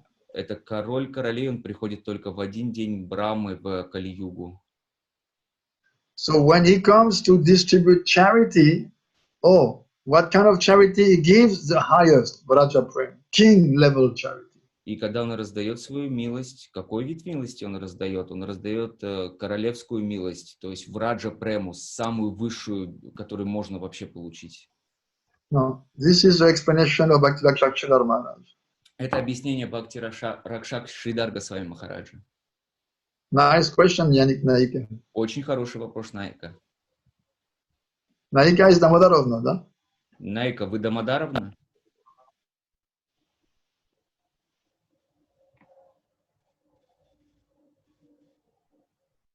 No answer. Yeah, I don't remember I gave that name to anyone. Я не помню, чтобы я давал такое имя кому-либо. So she must be Damodarovna. Наверное, это она все-таки Дамодаровна. But we take everyone to the same place, Krishna Balaram Mandir. Но мы все исходим из одного места, которое называется Кришна Баларам Мандир. No, for the Association of Madhusudan Maharaj and Didi. Для того, чтобы получить ассоциацию и личное общение с Мадхусудом Махараджем из Диди. Еще вопрос есть? Yes. Мадан Мохан. Третья. Вообще. Yes. If you are a beginner devotee, should you put your attention so much on the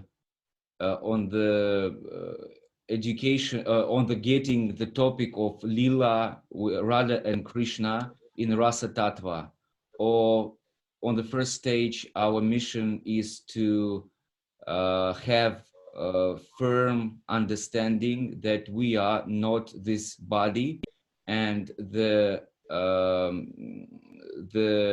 education about philosophy Siddhanta is more important, and if yes, what to do, what exactly I need to do in the philosophy, what I need to study in the philosophy for the beginner devotee. Sambandha Gyan is given first. Самбандха гьяна дается в начале. No, we speak a little bit of rasa to give a taste and to give an idea of the ultimate goal. Мы немного говорим о расе для того, чтобы дать немножко понимания о конечной цели. But neophyte devotees, they have no qualification for rasa tattva, of course. Но у неофитов, у начинающих преданных, конечно, нет никакой квалификации для раса татвы. So you should concentrate on Sambandha Gyan and Abhideya. Поэтому ты должен концентрироваться на самбандха гьяне и абхидхее. Basic knowledge of the philosophy and all the science of bhakti. Основные законы и нашей философии, а также сама наука бхакти. Then Krishna Jivani, спасибо. Atita Guna? Nothing. Да, читая Гурудев Бхагаватам, возник вопрос, когда Бхарат Махарадж явился как Джад Бхарат, его отцело пытался научить его правилам и предписаниям, но находясь на очень высоком духовном уровне, он совершенно не проявлял к этому интерес.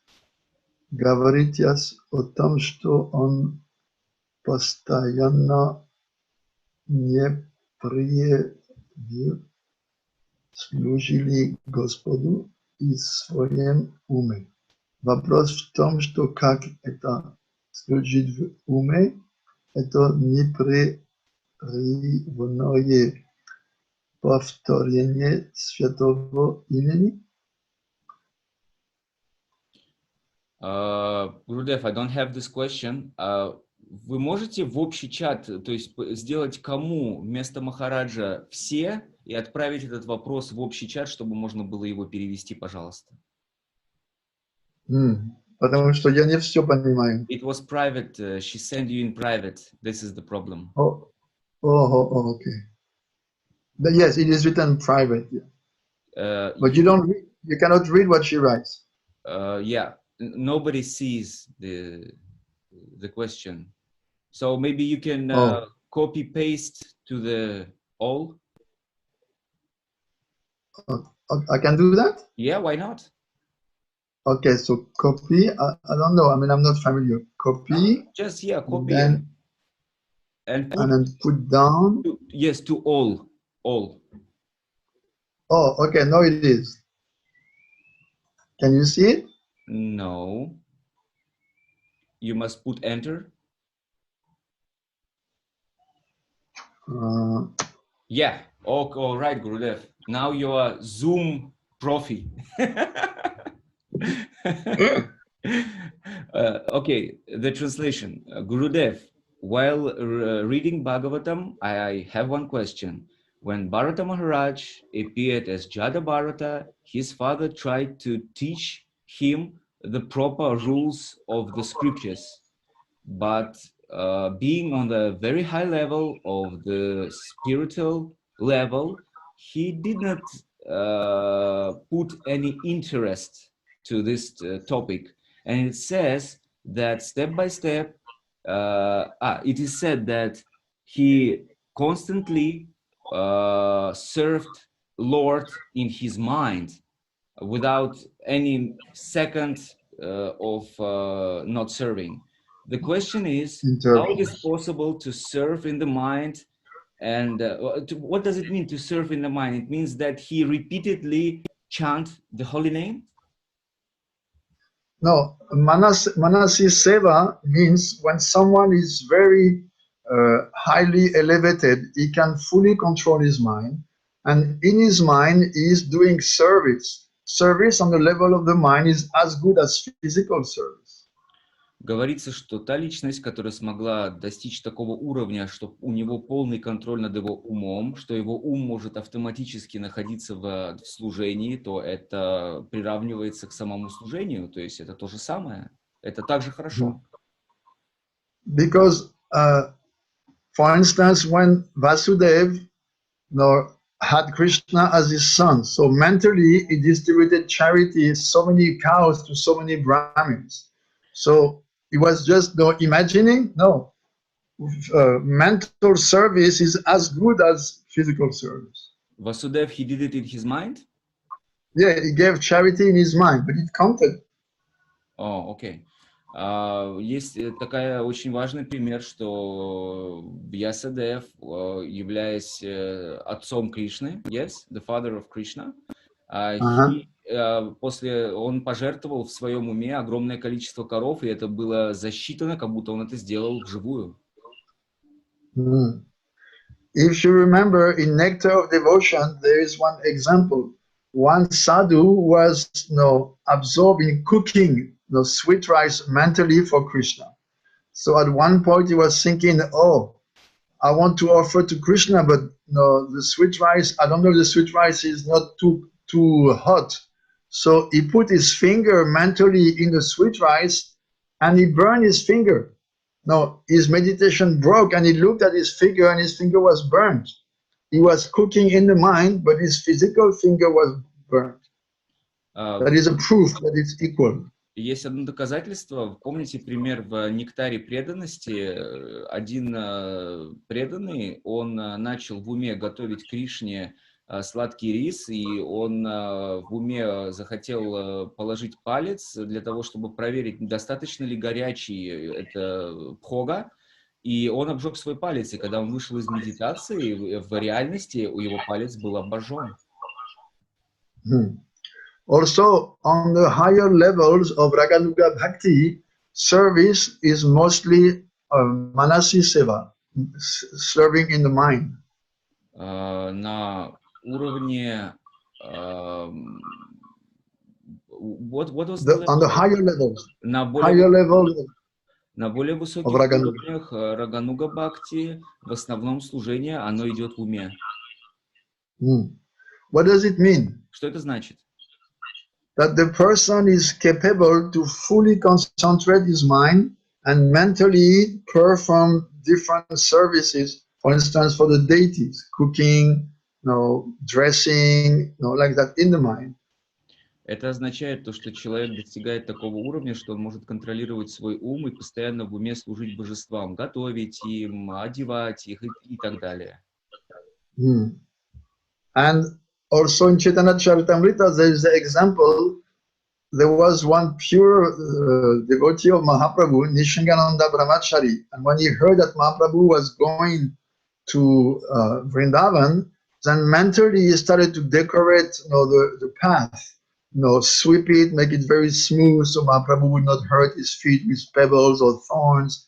Put very beautiful, flower trees on both sides and lakes. He was doing all this mentally, and it was happening. And it was really materializing. Yes. Один из преданных, Шри Чайтанья Махапрабху, в Чайтанья Чаритамрите есть такой пример. Он в уме начал готовить разного рода мероприятия, приготовления для Шри Чайтаньи Махапрабху. Там, я так понял, он делал совершал разные действия в уме для того, чтобы подготовить к этому, чтобы Шри Чайтанья Махапрабху был доволен им, чтобы его сандали не ступали на какие-то острые вещи и так далее. И в конечном итоге он это все думал в уме, и это все начало материализовываться в реальности. And then at one point, he could not go further than one village. So he said, oh, I think Mahaprabhu will not go all the way to Vrindavan. He will stop at this village. And in fact, Mahaprabhu did stop at that village. И его медитация остановилась на одной деревне, и он сказал, Махапрабху, он не дойдет до Вриндавана, он остановится в этой деревне, и действительно Махапрабху остановился в этой деревне. So it also is mentioned, when you are absorbed in Raganuga Bhakti on the higher levels, you serve with both bodies. It says, Seva Sadaka Rupena, Siddha Rupena Chatrahi. In your external body as a sadhaka, you are serving, doing all kind of services, and inside, in your spiritual body, you are serving Radha Krishna in Vrindavan. Когда ты достигаешь более высоких уровней бхакти, говорится, что ты служишь сразу в двух телах. То есть, с одной стороны, внешне ты служишь в этом мире, совершая определенное, постоянное непрерывное служение здесь божествам и так далее. А в внутреннем своем теле, то есть теле духа, в духовном мире ты служишь Раде Кришне, при этом совершая там свое служение одновременно. So this is what it means that Jat Bharat, he was serving fully the Lord in his mind. Вот это означает, что Джарата Бхарат, он служил полностью непрерывно в уме, постоянно. This is called Manasi Seva. Это называется Манаси Сева. Manasi Seva. Манаси Сева. It is very powerful. Она очень могущественна. And it is as good as physical service. И оно хорошо так же, как физическое служение. На физическом уровне. And what is nice that in the mind you can offer so many things that maybe you could not afford to offer materially and physically. И что здорово, то что на ментальном уровне, то есть на уровне ума, ты можешь столько придумать служения, которые в реальности ты бы не смог сделать. For instance, you can decorate your deity with so many, big garlands of precious stones and diamonds and gold that you could not afford physically to offer. Например, ты можешь в своем уме украсить своих божеств прекрасными гирляндами из самых дорогих, драгоценных камней, которые ты не можешь сейчас позволить себе сделать вживую. Even if Haridev sells these stones at a reasonable price, you could not afford a garland of diamonds. И даже если бы Харидев продал вам, сделал скидку по нормальной цене с натуральной драгоценной свои камни, даже эту цену вы бы не смогли позволить.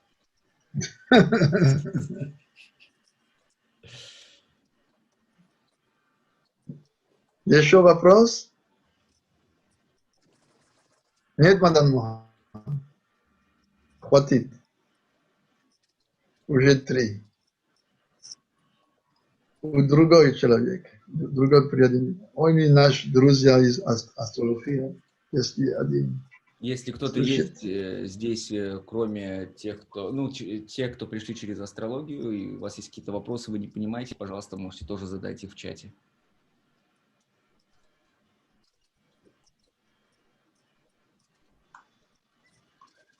I have one student she was in Siberia before as a guide. Well, she speaks Spanish, so she always comes to the Spanish lectures, like yesterday evening. Now she moved to Peter. She's now I have a name on the tip of my tongue. Yuvati. Yuvati. She was in Chita before. But now she has moved. Которая жила в Сибири, но она разговаривала по-испански, ее зовут Ювати, и она сейчас перебралась в Питер. But I don't think she's with us today. Но я не думаю, что она сейчас находится с нами вот прямо. О, Аривалаба, у тебя вопрос есть, дорогой дочь? Харибалаба, есть вопрос? Аривалаба. Yes, one question. I told you I still have your painting. So nice that you made. No, half Radha, half Krishna. It is in my kitchen. I look at it every day. У меня до сих пор твое изображение, которое ты подарила мне, где нарисована половина Рады, половина Кришны, и они у меня на кухне всегда находятся. Yes, Дандават Пранам, Гурудев. Вопрос нет. One question. Я могу напечатать в чат. Да ладно, говорите так, попробуем так. Так, сейчас. В 8 главе Джайавадхармы Бхактивиданта Такур говорит, что, получается, конечно, Адхикари, они повторяют Намабас, а Мадхьяма Адхикари, они повторяют Шуданам. Хотя до этого я слышала, что Мадхьяма Адхикари повторяют, получается, Намабас, а конечно, Адхикари, они повторяют Намабарату. Так. А где сказано по-другому? Это в Джайавадхарме. Я могу напечатать. В Джайавадхарме говорится, что... Так, кто-то еще подключился? Кто-то еще микрофон. Еще раз, можно тогда, пожалуйста? In Джайавадхарма... Да, я понимаю. Окей. В 8 главе Джайавадхармы... Kanishta Adhikari читает Намапарад, Мадхьяма Адхикари читает Намабхас, и Уттама Адхикари читает Шуданам, да? Yes. In 8th chapter in Devadharma, Srila Bhактивиданта Такур told that Kanishta Adhikari are chanting Namavas. But before I heard that Kanishta Adhikari chanting Nama Aparat. Yes, in Harinam Chintamani he says Nama Aparat. Kanishta Nama Aparat. It is more or less. Kanishta Nama Aparat, Madhyam Namabhas, and one Shuddhanam you become Uttama Adhikari. But it is like general. Okay, Gurudev. Okay. It's like a general thing. I don't understand the question about the Jaiva Dharma. What does he says, Bhaktivinoda Thakur? She's saying that in Jaiva Dharma, Bhaktivinoda Thakur says Kanishta is chanting Namabhas, Okay. but I mentioned Kanishta chanting Namaparad. Yes. But in Arinam Chintamani, he says also that Kanishta chants Namaparad. So it is like a general thing. Okay. Also, is division. The division is using in Jaiva Dharma is not the same that is using in Arinam Chintamani. Okay, so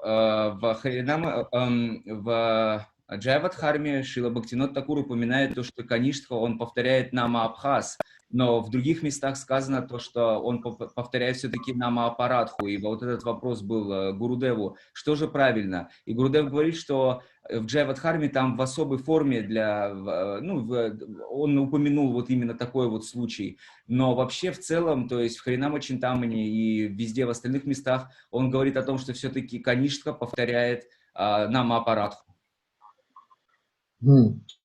And also, sometimes his division of Kanishtam, Madhyam and Uttam, they're not the same than the classical one. И порой подразделение Каништха, Мадхьямы, Утам, оно является не в такой, в классической общей форме.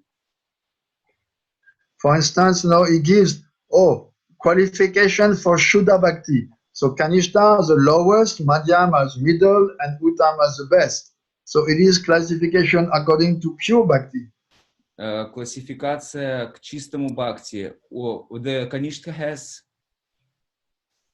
lowest, самый низший уровень. Yes. So it's not exactly the same divisions that we are accustomed to, Kanishta going from Shraddha to Nishta, then Madhyam begins at Nishta until Asakti. Then Uttam begins at Bhav. Okay. Sometimes it doesn't be the same division. Иногда дается в описаниях разные подразделения, что такое, кто повторяет на каком уровне, скажем так. То есть есть разные подразделения. Like this, right? Yes. Okay. Okay? Okay. Yes, okay. And also, Srila Bhaktivinoda Thakur told that Madhyama Adhikari, they chanting Shuddhanam. Yes, Shuddhanam. And before I heard that Madhyama Adhikari, they chanting Nama Apat and yes, Madhyama Adhikari is chanting Namabhas. Srila Govinda explains, if you chant one Shuddhanam, automatically you become Uttamadhikari. When I ask him, but if you chant one Shuddhanam, why you don't chant the second one? He said, the second one, you are already Uttamadhikari. You chant it from the platform of Uttamadhikari. Я задавал этот вопрос Шриле Горговинда с вами Махараджу и по поводу вот того повторения чистого святого имени. И он говорил то, что как только ты произносишь чистое святое имя, ты становишься автоматически Уттамадхикари. Но я спросил, но ведь когда ты захочешь повторить второй раз это чистое святое имя, он сказал, это ты уже повторишь с платформы Уттамадхикари. So Madhyam in general chant Namabhas. В целом Мадхья-Мадхикари воспевает Нама-Абхасу. And one Shuddhanam, так, you are Uttama. И только одно произнесенное чистое святое имя, Шуданам, ты становишься сразу Уттамой. Вадита Гуна, один вопрос? No, she's saying, Gurudev, such incredible answer. Thank you so much for the opening the education about the seva I got. Very high level. Thank you for your mercy. Oh, thank you for your question. Спасибо за ваш вопрос. Very nice. Очень хорошо. Navina, это здесь? С нами? Yes, Gurudev. Арибо, дорогая дочка, где ты? Питер? I'm in Ufa. О, ты вернул? Yes, in the middle of July, I am in Ufa. Oh, okay. So this is your house? Where is this? We are on our new temple in Ufa with Ashtasakshram Didi and Mekala Didi. We had a program today, but Oh, I just saw Mekala. yes. Mekala, why you hide yourself? Haribol. Мегала, почему ты скрываешь себя? Как дела? Все ништяк? Everything okay? Все хорошо. Я Сасаки Широмани тоже. Я очень рад видеть вас. Счастливы мы видеть вас, счастливы слушать вас. We are really happy to see you and hear you. So this is a new temple? Yes, but we lived in Tibet. Simhagriva Prabhu lived in Tibet, but last time we was flooded and we need to move. And 2 days ago we moved to a new place. Okay, it's like new quartier. Yes, it's not a flat, it's not an apartment, but it's just a place.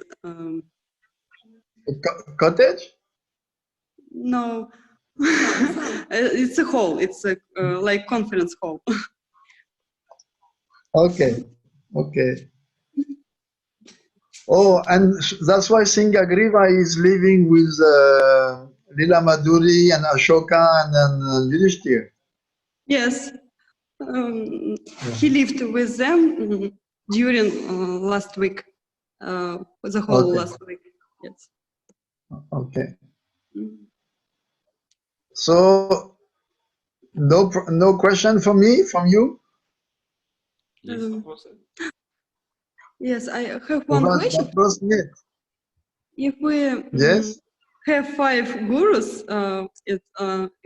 as in our situation with Krishna Balaram Mandir, can we call our gurus like Guru Maharajas on, or only our Harinam and Diksha Guru we can call Guru Maharaj?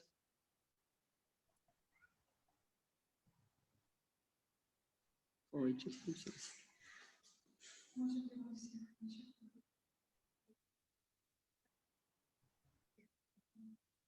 Он же сказал нет. Гурдев?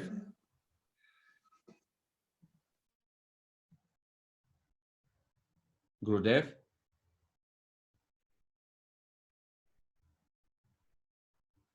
Гурдева?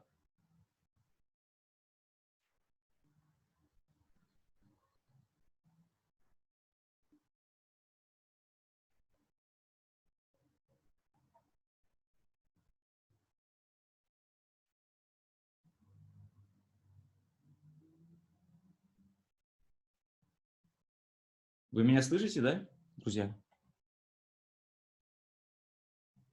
Да. Слышно тебя, Харидев. А почему Гурдев не слышит?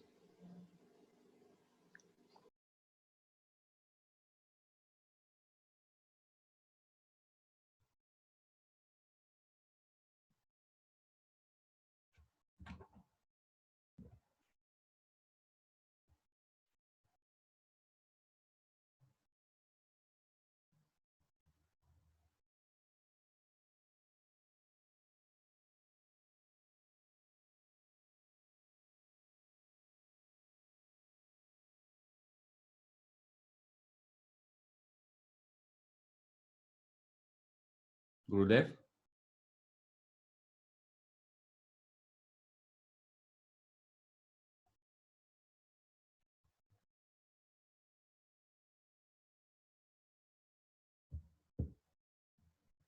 Гурудева? Гурудев?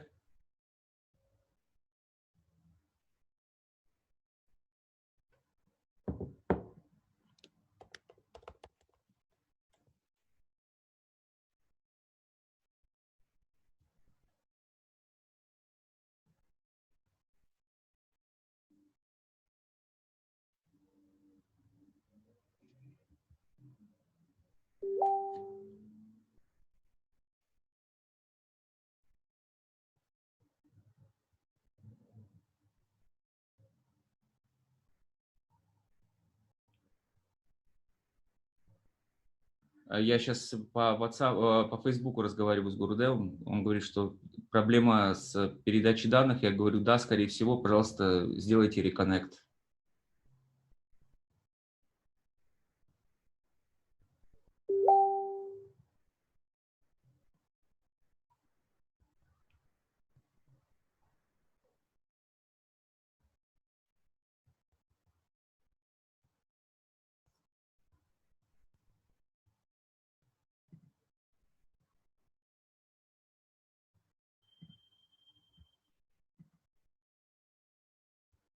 Гурудева?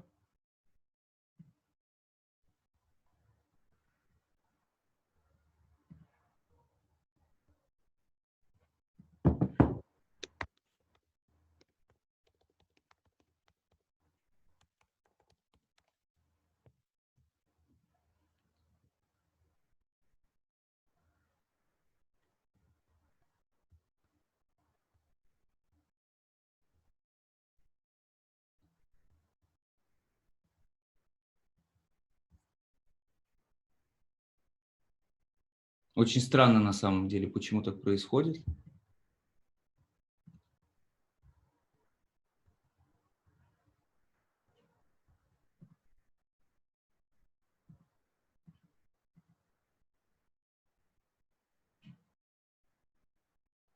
Гурудев? Гурудева?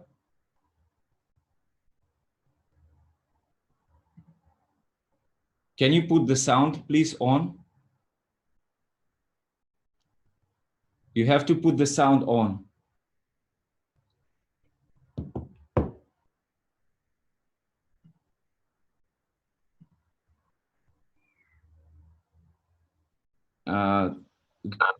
Oh, okay. Gurudev. This is a proof that modern science cannot deliver the condition. А вот вам было доказательство, почему современная наука не может освободить обусловленную душу. Look, no, I don't see anything anymore. Я теперь вообще ничего не вижу.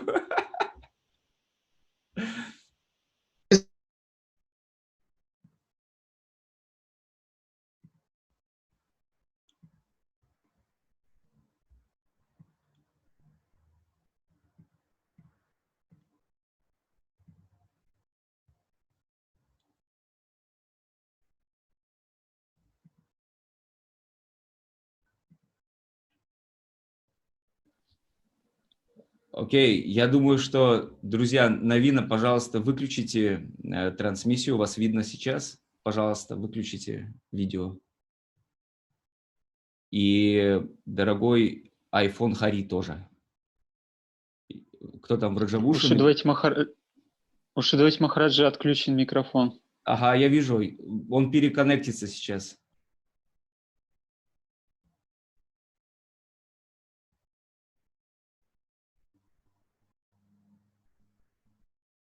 У нас теперь два Гурудева.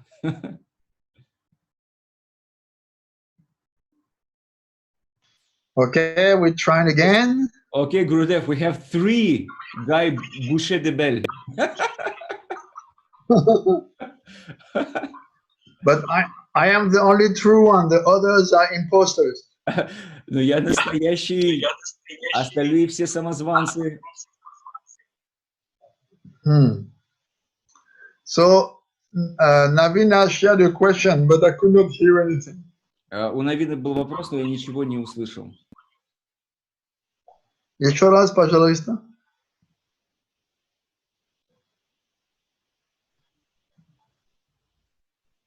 Скажите мне.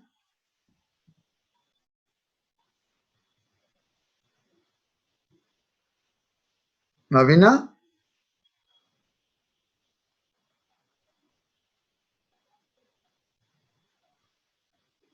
Can you hear me? Навина, можете там звук включить?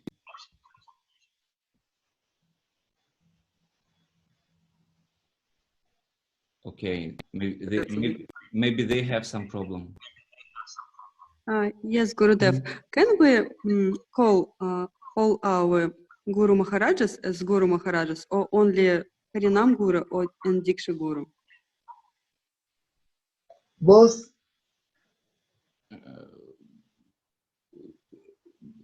Both? Oba? Means all the 5 from KBM? No, She's asking 5. you can call you Harinam Guru and your Diksha Guru as Guru Maharaj. Только Харинам Гуру и Дикша Гуру можно называть Гуру Махарадж. Not all But the 5. if for instance, usually it is not the Diksha, Harinam and Diksha Guru. But for instance, let's say you have a Diksha Guru, but then you develop a special relationship with a Siksha Guru of a higher level, and he becomes your main Guru. Then you may also say Guru Maharaj. Если у тебя есть Дикша Гуру, ты называешь его Гуру Махарадж, но если впоследствии ты развиваешь еще более, ты развиваешь отношения с каким-то другим очень возвышенным гуру, и у тебя с ним особая связь, и ты получаешь вот эту связь, тогда ты можешь тоже его называть, своего Шикша Гуру, Гуру Махарадж. Usually it is for Harinam or Diksha Guru. Обычно это относится к Харинама и Дикша Гуру. Now we have a special situation that sometimes the Harinam Guru and Diksha Guru are not the same. Usually it's always the same, but like now, for instance, because we received the order of Narayan Maharaj to accept disciples, but he said that he had faith that when we would meet a higher sadhus, we would send him our students. This is exactly what happened. So Damodar Maharaj and myself, we are sending our students to Madhusudan Maharaj, and many times he gives Diksha. So in that case, then Harinam and Diksha Guru are not the same, but traditionally they're always the same person. Unless, your Guru left his body when you only had Harinam and then you have to take Diksha from someone else.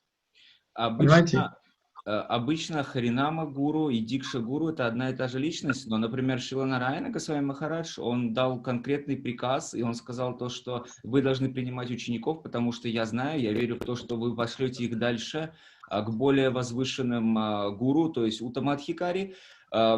И также обычно Харинама и Дикша Гуру — это одна личность, но если ваш Харинам Гуру, допустим, оставил тело, то тогда вы можете искать себе Дикша Гуру, другого возвышенного преданного.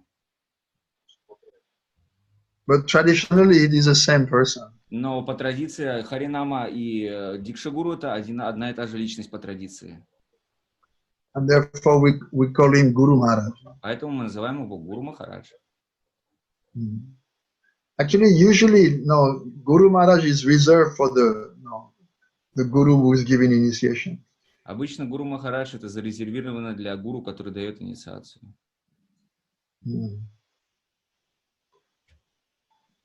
Srila Prabhupada, he always spoke about his Guru Maharaj as Bhaktisiddhanta Saraswati Thakur.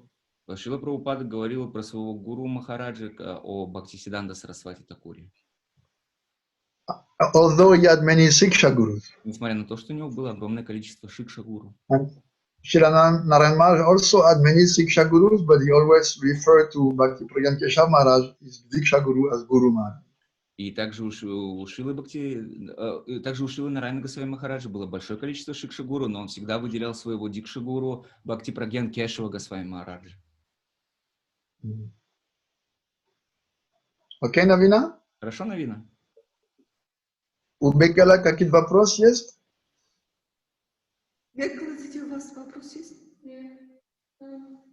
She has no questions. Стасаки Широмани? У меня есть вам только признательность и благодарность. Мои поклоны. Спасибо. Харибол. Харибол. Сейчас никто живет где? The farm. Раевка. Раевка. No devotees live there, except the brothers. Сейчас только братья живут в Раевке. Sriratna lives in Raevka now. Oh, really? Yes. У нее работа там? She only rent your apartment. Oh. И хватит для жить. Yes. Вау, хорошо, классно. И поэтому она читает на час назад 4 кругов каждый день. She has a lot of service during the day, every day. She inspires all brothers in Raivka for doing good bhajan. Oh, very good. Nice. You were living there for some time, right? Yes, we went to Raivka for Julana Yatra during a week. Okay. Very good. Now are you working or? Now I don't work because after my visit in St. Petersburg, I have enough money for living, and I need to do many service in our temple and help Simcha Griva Prabhu. Okay, very good. After Kartika, I planning to turn back for working. To Peter. Okay. Very good. Very nice. No more questions, so we can stop. Yes. I think. Yes, sure. Of course, we can keep on talking so much. Конечно, мы можем продолжать говорить, но, наверное, мы остановимся на сегодня. Harikatha is unlimited. Харикатха, она безгранична. So, it is said that the jiva is blessed with pure bhakti only on the strength of his sukriti and his faith. Говорится, что джива может быть благословена чистым бхакти только благодаря своей вере и накопленному сукрити. No. But if Srila Goguramaharaj used to say that if you don't have so much sukriti, sadhus are distributing sukriti, so you don't have, earn now. Шрила Гургавинда Свами Махарадж говорил, допустим, у тебя нету достаточно сукрити, а Гургавинда Свами Махарадж говорит, вот же есть много саду, которые сейчас дают это сукрити, иди, получи, заслужи прямо сейчас. So sadhus, they are very merciful because they accept us whatever our level is. Саду настолько милостивы, что они принимают нас на любом уровне, на котором мы находимся. Normally, if you read in the Shrimad Bhagavatam the qualification of the disciple, we can see that we have very little qualification. Если мы посмотрим правильную квалификацию согласно Шримад Бхагаватам, мы поймем, что у нас у самих очень низкая квалификация. Actually, there is a list of a few verses saying, don't accept this kind of people as disciple. And when you read this list, you say, oh, Baba, this is me every verse. В Шримад Бхагаватам есть целый список. Вот таких вот нельзя брать в ученики. И когда ты читаешь этот список, ты думаешь, о, Баба, Господи, это же все про меня.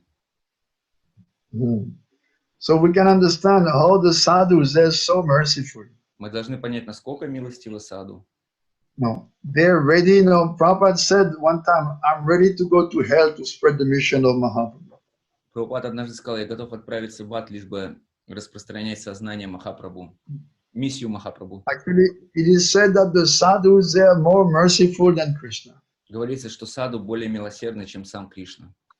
Especially those sadhus who previously were conditioned souls. Особенно те саду, которые раньше были обусловленными душами. Because they know directly the condition of suffering of the conditioned soul. Потому что они конкретно знают страдания обусловленной души. No, those who come from the spiritual world, they never suffer. А те, кто приходит с духовного мира, они никогда не страдают. But those who were one of us, они знают, как они страдают. Нам нужно помочь. Те, кто пришли из нас, они знают, каковы страдания, нужно помочь другим. So this is ideal kind of guru. Идеальный тип гуру. Now, a conditioned soul who achieves self-realization becomes Uttamadhikari and then teaches. This is Обусловленная best. душа, который достиг уровня Уттамадхикари, это самый лучший вариант. So the sadhus, they teach us whatever is our level. Саду обучают нас, на каком бы уровне мы ни находились. No, for instance, most people, no, they are engaged in all kinds of work. So the sadhus, they say, okay, no problem. Whatever you do, do it as an offering to Krishna, arpanam. They engage people in bhakti.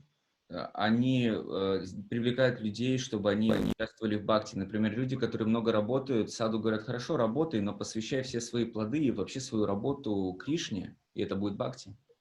So this is called aropa siddha bhakti. Aropa siddha bhakti называется это. No. And this is actually ideal behavior for those who are engaged in fruitive activities, like most people who work with the family.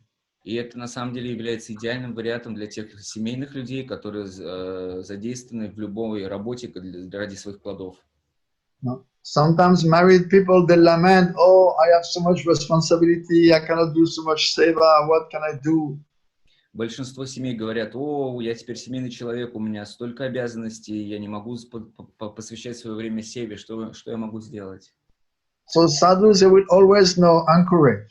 Саду всегда будут вдохновлять. Okay, no problem. Whatever you do, do it and offer it to the Lord for His pleasure. Нет проблем. Все, что ты делаешь, посвящай это Кришне ради Его удовольствия. No. Whatever you do, make it as an offering and think this is for His pleasure. И что бы ты ни делал, делай это как предложение, как будто бы это для Его наслаждения. So, of course, Madan Mohan will object, but this is mixed bhakti. Но, конечно, Мадан Мохан сейчас начнет возражать, он скажет, это смешанная бхакти. Yes, but mixed devotion leads to pure devotion. Да, но смешанная бхакти ведет к чистой преданности. No. Even though you still have some selfish motive, if you come in touch with bhakti, somehow you are like at the gate of Vaikuntha, at the gate of the spiritual world. Даже если у тебя есть какие-то еще материальные желания и свои такие эгоистичные желания, но если ты пришел к бхакти, ты уже пришел к порогу, к вратам Вайкунтхи, когда ты начинаешь заниматься бхакти. Means your long term of prison in samsara is coming to an end, very near. Это означает, что цепь твоих перерождений в самсаре начинает подходить к концу. No, you may still have some desire for enjoyment or liberation. У тебя могут быть еще какие-то желания к желаниям материальным, а также к освобождению.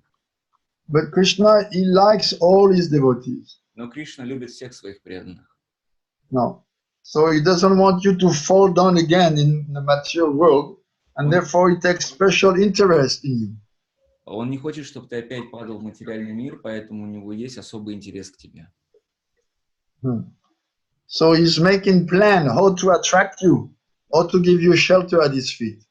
Он создает план, как привлечь тебя, как сделать так, чтобы дать тебе прибежище. So it looks like Krishna is partial to you, to this kind of devotee. Is partial? Yeah, he has some partiality. Oh, he has like some bias. No, he's not displaying just justice. No. Вроде как частично, то есть как бы не совсем справедливо относится к тебе Кришна сейчас. Вроде как так кажется. But although you're not fully surrendered, still, he takes care of you, and that is a manifestation of his special mercy for his devotees. И даже ты, если не достиг пока высокого уровня, ты на низком уровне, он все равно заботится о тебе и делает все для тебя, для своих преданных. In other words, Krishna has a strategy to reform mixed devotees and make them pure devotees. То есть у Кришны всегда есть стратегия на преданного и смешанного бхакти привести его к чистому бхакти. No, Krishna's strategy is very simple. И стратегия Кришны очень простая.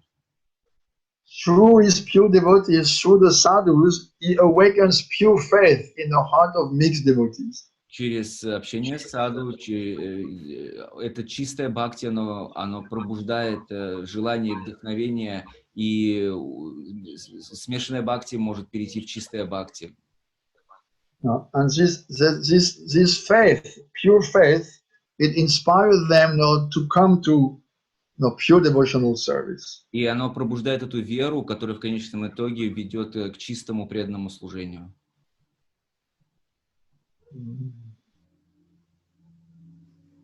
In other words, now Krishna has empowered his sadhus to bestow upon mixed devotees the qualification for pure bhakti.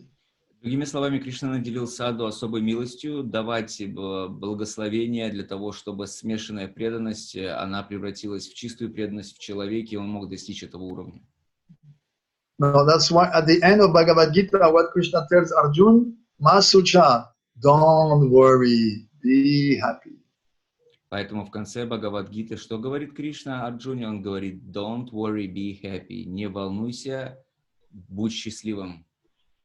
Нет беспокойся, don't be afraid, Masucha. И не бойся. No. Just come to me as you are. I want you. I am tired to wait for you. No, I've been waiting for you for so long. You are mine. Come. I want you. Я хочу тебя, я ждал тебя столько времени, ты принадлежишь мне, я хочу тебя таким, какой ты есть. Приди ко мне такой, какой ты есть сейчас. And if you come near to Krishna, it's like when you come near the fire, you get purified. И когда ты, чем ближе ты к Кришне, это как огонь, который обжигает, ты получаешь очищение.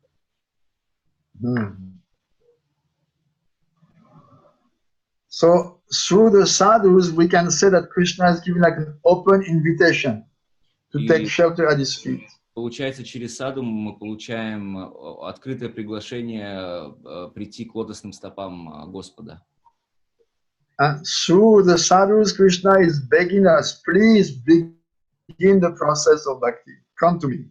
Через саду Кришна молит нас, пожалуйста, начните процесс бхакти, придите ко мне. Now, there is always a question from the devotees, how you resist the temptation of Maya, which is always coming through your mind. У многих преданных есть такой вопрос, каким образом можно преодолеть или терпеть постоянные потоки майи, которые приходят к тебе. So the strength to resist Maya and her tricks is through chanting and sadhu-sanga. Чтобы противостоять майе, нужно повторять святое имя, а также быть в садху-санге. No. Especially listening, hearing Harikatha in sadhu-sanga. Srila Gopal says this is a very powerful medicine. Шрила Гургавинда с вами Махарадж говорит, что особенно слушать Харикатху в садху-санге это самое сильное лекарство, которое может быть. And we can see that devotees who neglect those two disciplines of chanting and hearing in sadhu-sanga, without fail, they become weak. И мы видим примеры, как преданные становятся слабыми, которые не повторяют святое имя и не присутствуют в садху-санге, они становятся слабыми. So they may slip from the path and even commit sinful activities. Они могут соскользнуть с этого пути и даже совершать греховные поступки. No, but one should always, whatever happens, one should keep his faith, in Krishna's order to give up, all types of dharma and to serve him alone. Но даже если такое произошло с преданным, он всегда должен сохранять веру в то, что Кришна сказал, то, что оставь все типы дхармы, просто предайся мне, я защищу тебя. So if one is doing like that, even though he may be weak, still is considered a first-class man. Вы знаете, Кришна даже тех, кто стал слабыми, он все равно считает их первоклассными преданными. No, sometimes those devotees they call bhakta abhas. Бхакта Абхас иногда называют таких преданных. Yes, like nama abhas or bhakta abhas. Как вот нама Абхас есть Бхакта Абхас. Because actually, to be a pure devotee means you are free from all types of desire except the desire to please Krishna. This is very high. Очень высокий уровень является чистый преданный, который все свои желания посвящает только Кришне, у него нет своих эгоистических каких-то желаний. No, because this is what means to be a pure devotee. И это и есть, что такое есть чистый преданный. You're free from all desires except the desire to please Krishna. Ты освобожден от всех желаний, кроме желания служить Кришне. So the power of the sadhus is that they inspire so much by their presence and their teaching that they help people to give up all their attachments. саду настолько сильно вдохновляют своим примером и своими познаниями, они вдохновляют людей, чтобы они оставили все материальные желания и пошли на пути бхакти. Then you become firmly situated, on the path of bhakti. И тогда люди смогут утверждаться через саду на пути к бхакти. So devotees should think like that. Due to my previous activities, my heart is polluted with so many attachments. Преданный должен думать таким образом: благодаря моим прошлым действиям у меня столько привязанностей, мое сердце полно привязанностей. Personally, I have no power to stop them. И если я не смогу сам остановить это все. Only Krishna within my heart and my Guru and the sadhus, they can help me to remove such contamination. Только с помощью гуру и Кришны возможно достичь того, чтобы убрать это из моего сердца. But whether they do it immediately or they let me suffer the result of my attachments, I will never give up my service to them. Но уберут ли они это из моего сердца, либо мне придется выстрадать за мои привязанности, я в любом случае не оставлю этот путь. Although I'm attached to material things because I cultivated them so much in the past, I can understand that they only give me suffering ultimately. Несмотря на то, что у меня куча привязанностей к материальной деятельности, я уже вижу то, что это является источником моих страданий, поэтому я должен оставить это. They lead me to no good because they simply give me trouble and disturb my service. Они только дают мне проблемы и мешают моему служению. Therefore, I sincerely repent my attachments, so foolish, and I'm patiently waiting for Krishna's mercy. Я оставляю все эти глупые привязанности и смиренно жду милости Кришны. So if one cultivates this attitude, he will get the Lord's mercy. Если такой человек разовьет такое отношение, он получит огромное количество милости. And you should always remember, mercy comes as a person. Mercy comes in the form of a sadhu. И помните, что милость приходит в форме личности, милость приходит в форме саду. Okay? Okay. You should understand. Material attachments, they close the hearts of kanishtas. Материальные привязанности, они закрывают сердца каништах. But those impurities, they don't disqualify you to take up, pure devotional practices. Но эти все нечистоты, они не дискредитируют вас для того, чтобы вы достигли уровня чистого бхакти. They may make advancement difficult, but they don't stop you from taking up bhakti. Они могут затруднить ваш путь и сделать его очень долгим, но тем не менее вы все равно остаетесь на пути бхакти и продвигаетесь. The idea that one must raise his qualification by deepening the faith, and this is done mainly in Sadhu-sangi. Идея заключается в том, что человек должен углублять свою веру, и это происходит в основном в садху-санге. No, we are Bhakta Abhas or Bhakta Prai, materialistic devotees. Мы Бхакта Абхас, Бхакта Прай, то есть материалистичные преданные. It means we are a little enlightened by Vaishnava philosophy and we have taken some devotional practices. Это означает, что мы немножко вовлечены в вайшнавскую практику и немножко занимаемся ею. No. And sometimes devotees, they forget that they think they can make advancement without sadhu-sangha. И многие думают, преданные, что они могут достичь продвижения без садху-санги. Remember, we all work with a crystal principle. Помните, мы работаем по принципу кристаллов. No, one should avoid the company of non-devotees as if it was poison. Преданному не следует общаться с непреданными, это отравит его общение. No. And you should take shelter of pure Vaishnavas, pure sadhus. Он должен принять прибежище чистых вайшнавов, чистых преданных. And then the transcendental qualities of sadhus, like moon rays, they will reflect in your heart. и как луна отразится их настроение в твоем сердце однажды. What is the main transcendental quality of a sadhu? Каково главное трансцендентное качество саду? No, sadhu has 26 qualities, right? According to Bhagavatam. Согласно Бхагаватам, у саду есть 26 качеств, так ведь? Remember what is the most important one? The chief quality? Какое самое главное, помните? Кришна и Кашаранам. Devotion to Krishna. Very good. Yes. He is surrendered to Krishna. Он полностью предался Кришне. So if you associate with a sadhu, then that quality in his heart, like a moon ray, it will come in your heart and to inspire you to surrender. И если вы будете общаться с саду, то из его сердца, как луч луны, войдет в ваше сердце, и вы сможете это отражение поймать и очистить свое сердце.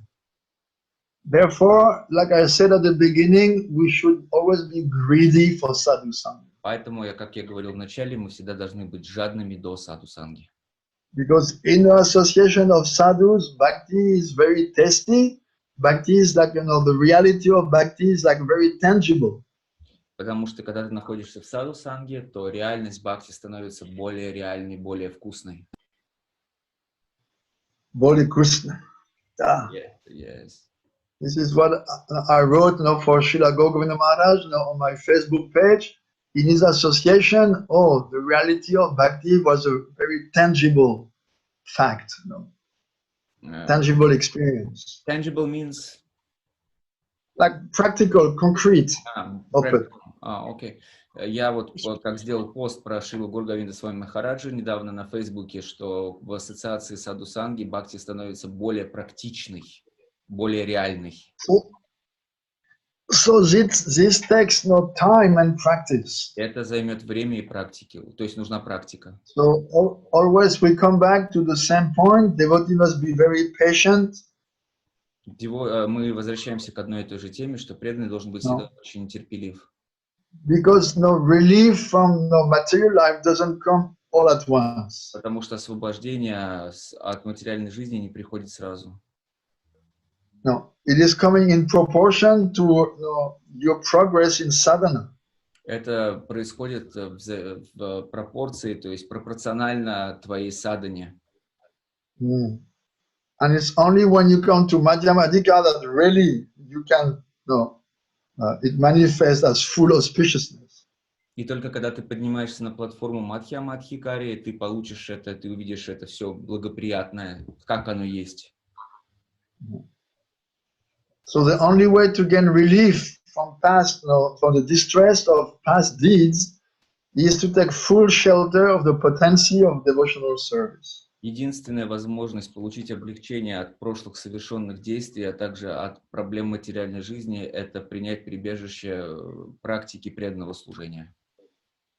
And also, of course, to avoid creating more misery for yourself. И, естественно, перестать создавать больше страданий себе.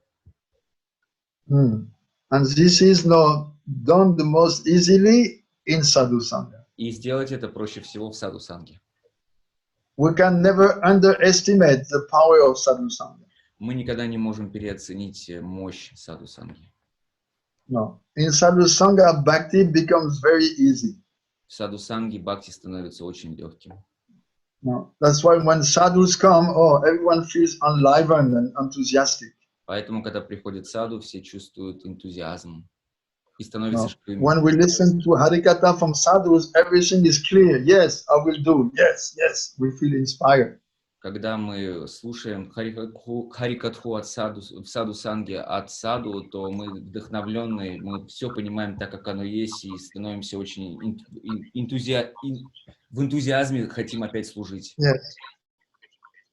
We want to put in practice everything we hear. Мы хотим задействовать в практике все, что мы услышали.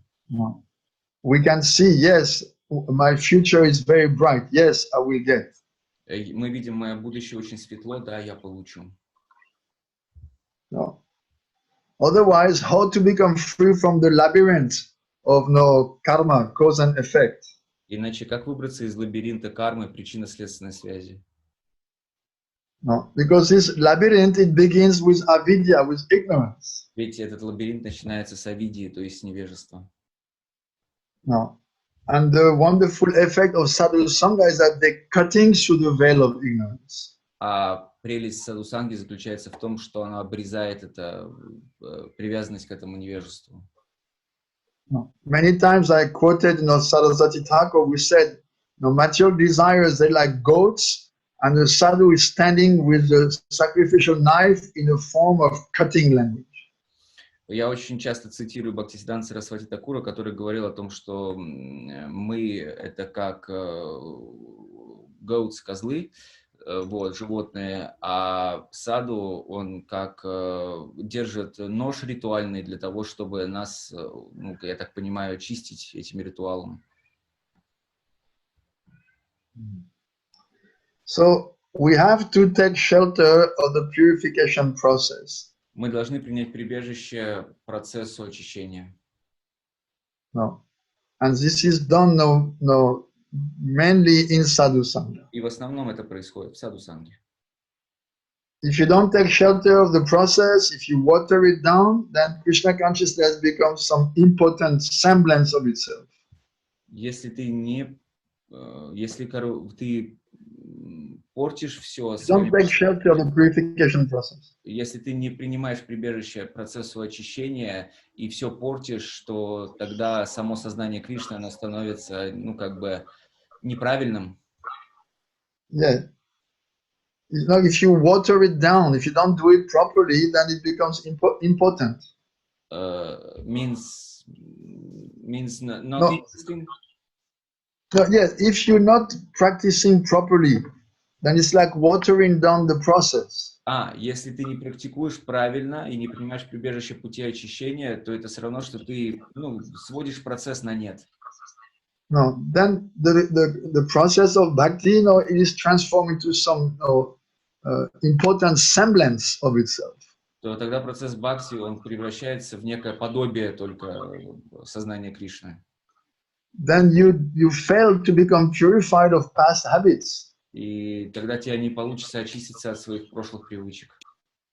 And you remain a victim of your past deeds and sinful activities. И тебе придется стать жертвой своих собственных прошлых греховных поступков.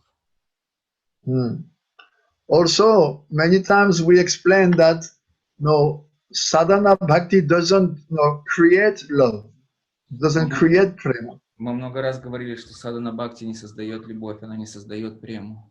No, prema is not a product of sadhana. Према не является продуктом, результатом садханы. Remember, sadhana purifies the heart. Садхана, помните, что садхана очищает сердце. And when the heart is pure, at that time a sadhu will put prema from his heart into your heart. И когда твое сердце будет чисто, тогда саду, он из своего чистого сердца передаст твое чистое сердце прему. That's why I said from beginning to end, Sadhu-sanga is the most important ingredient in bhakti. Поэтому я с самого начала говорю и буду говорить то, что садху-санга — это самый главный ингредиент в бхакти. Jai Sadhu-sanga ki jai, all glories to our merciful spiritual masters. Вся слава нашим святейшим духовным мастерам, учителям. Спасибо большое, друзья, за ваш Спасибо большое. Любовь, your attention, ваше your внимание, interest, ваш интерес. and so many nice questions. И столько много вопросов хороших. So, when is Radhastami for you? Радhaштами у вас когда? 26, I think. Let me check. 26, Wednesday? Let me check. Yes, Wednesday. Wednesday. Yeah, 26. Wednesday. If you want, I have, for Peru and Mexico, it's on Tuesday, so I'll give a lecture in the evening. If you want, we can have a lecture on Radhastami. What is good? Same time? Okay, we can do next week instead of Sunday. We can do Wednesday if you want. Yeah, this coming Wednesday. Like this to switch, yes, right? I understand. No, we can do two as you like. Okay. Because on next Sunday's appearance of Bhaktivinoda. Okay. A Okay. good free lecture. So Radhastami Wednesday at 2 o'clock we do? Okay, the same time, right? Same time, 2 o'clock Okay. Russian. Okay, okay, I will prepare everything. Давай. Давай, рабы. Давай, Rabbi. Okay. Okay, Guru. Okay, very good. Thank you Very so good. much. Okay, see you on Wednesday, okay? Jai Jai. Jai Jai, okay. Shila I'm speaking. Gurudev ki jai. Shila Jai. Prabhupada ki jai. Shila Jai. Gogovinda Maharaj ki jai. Jai. Shila Madhusudan Maharaj ki jai. Jai. Jai. Didi ki jai. Nitai Jai. Go Jai. Premanand. Hari Hari.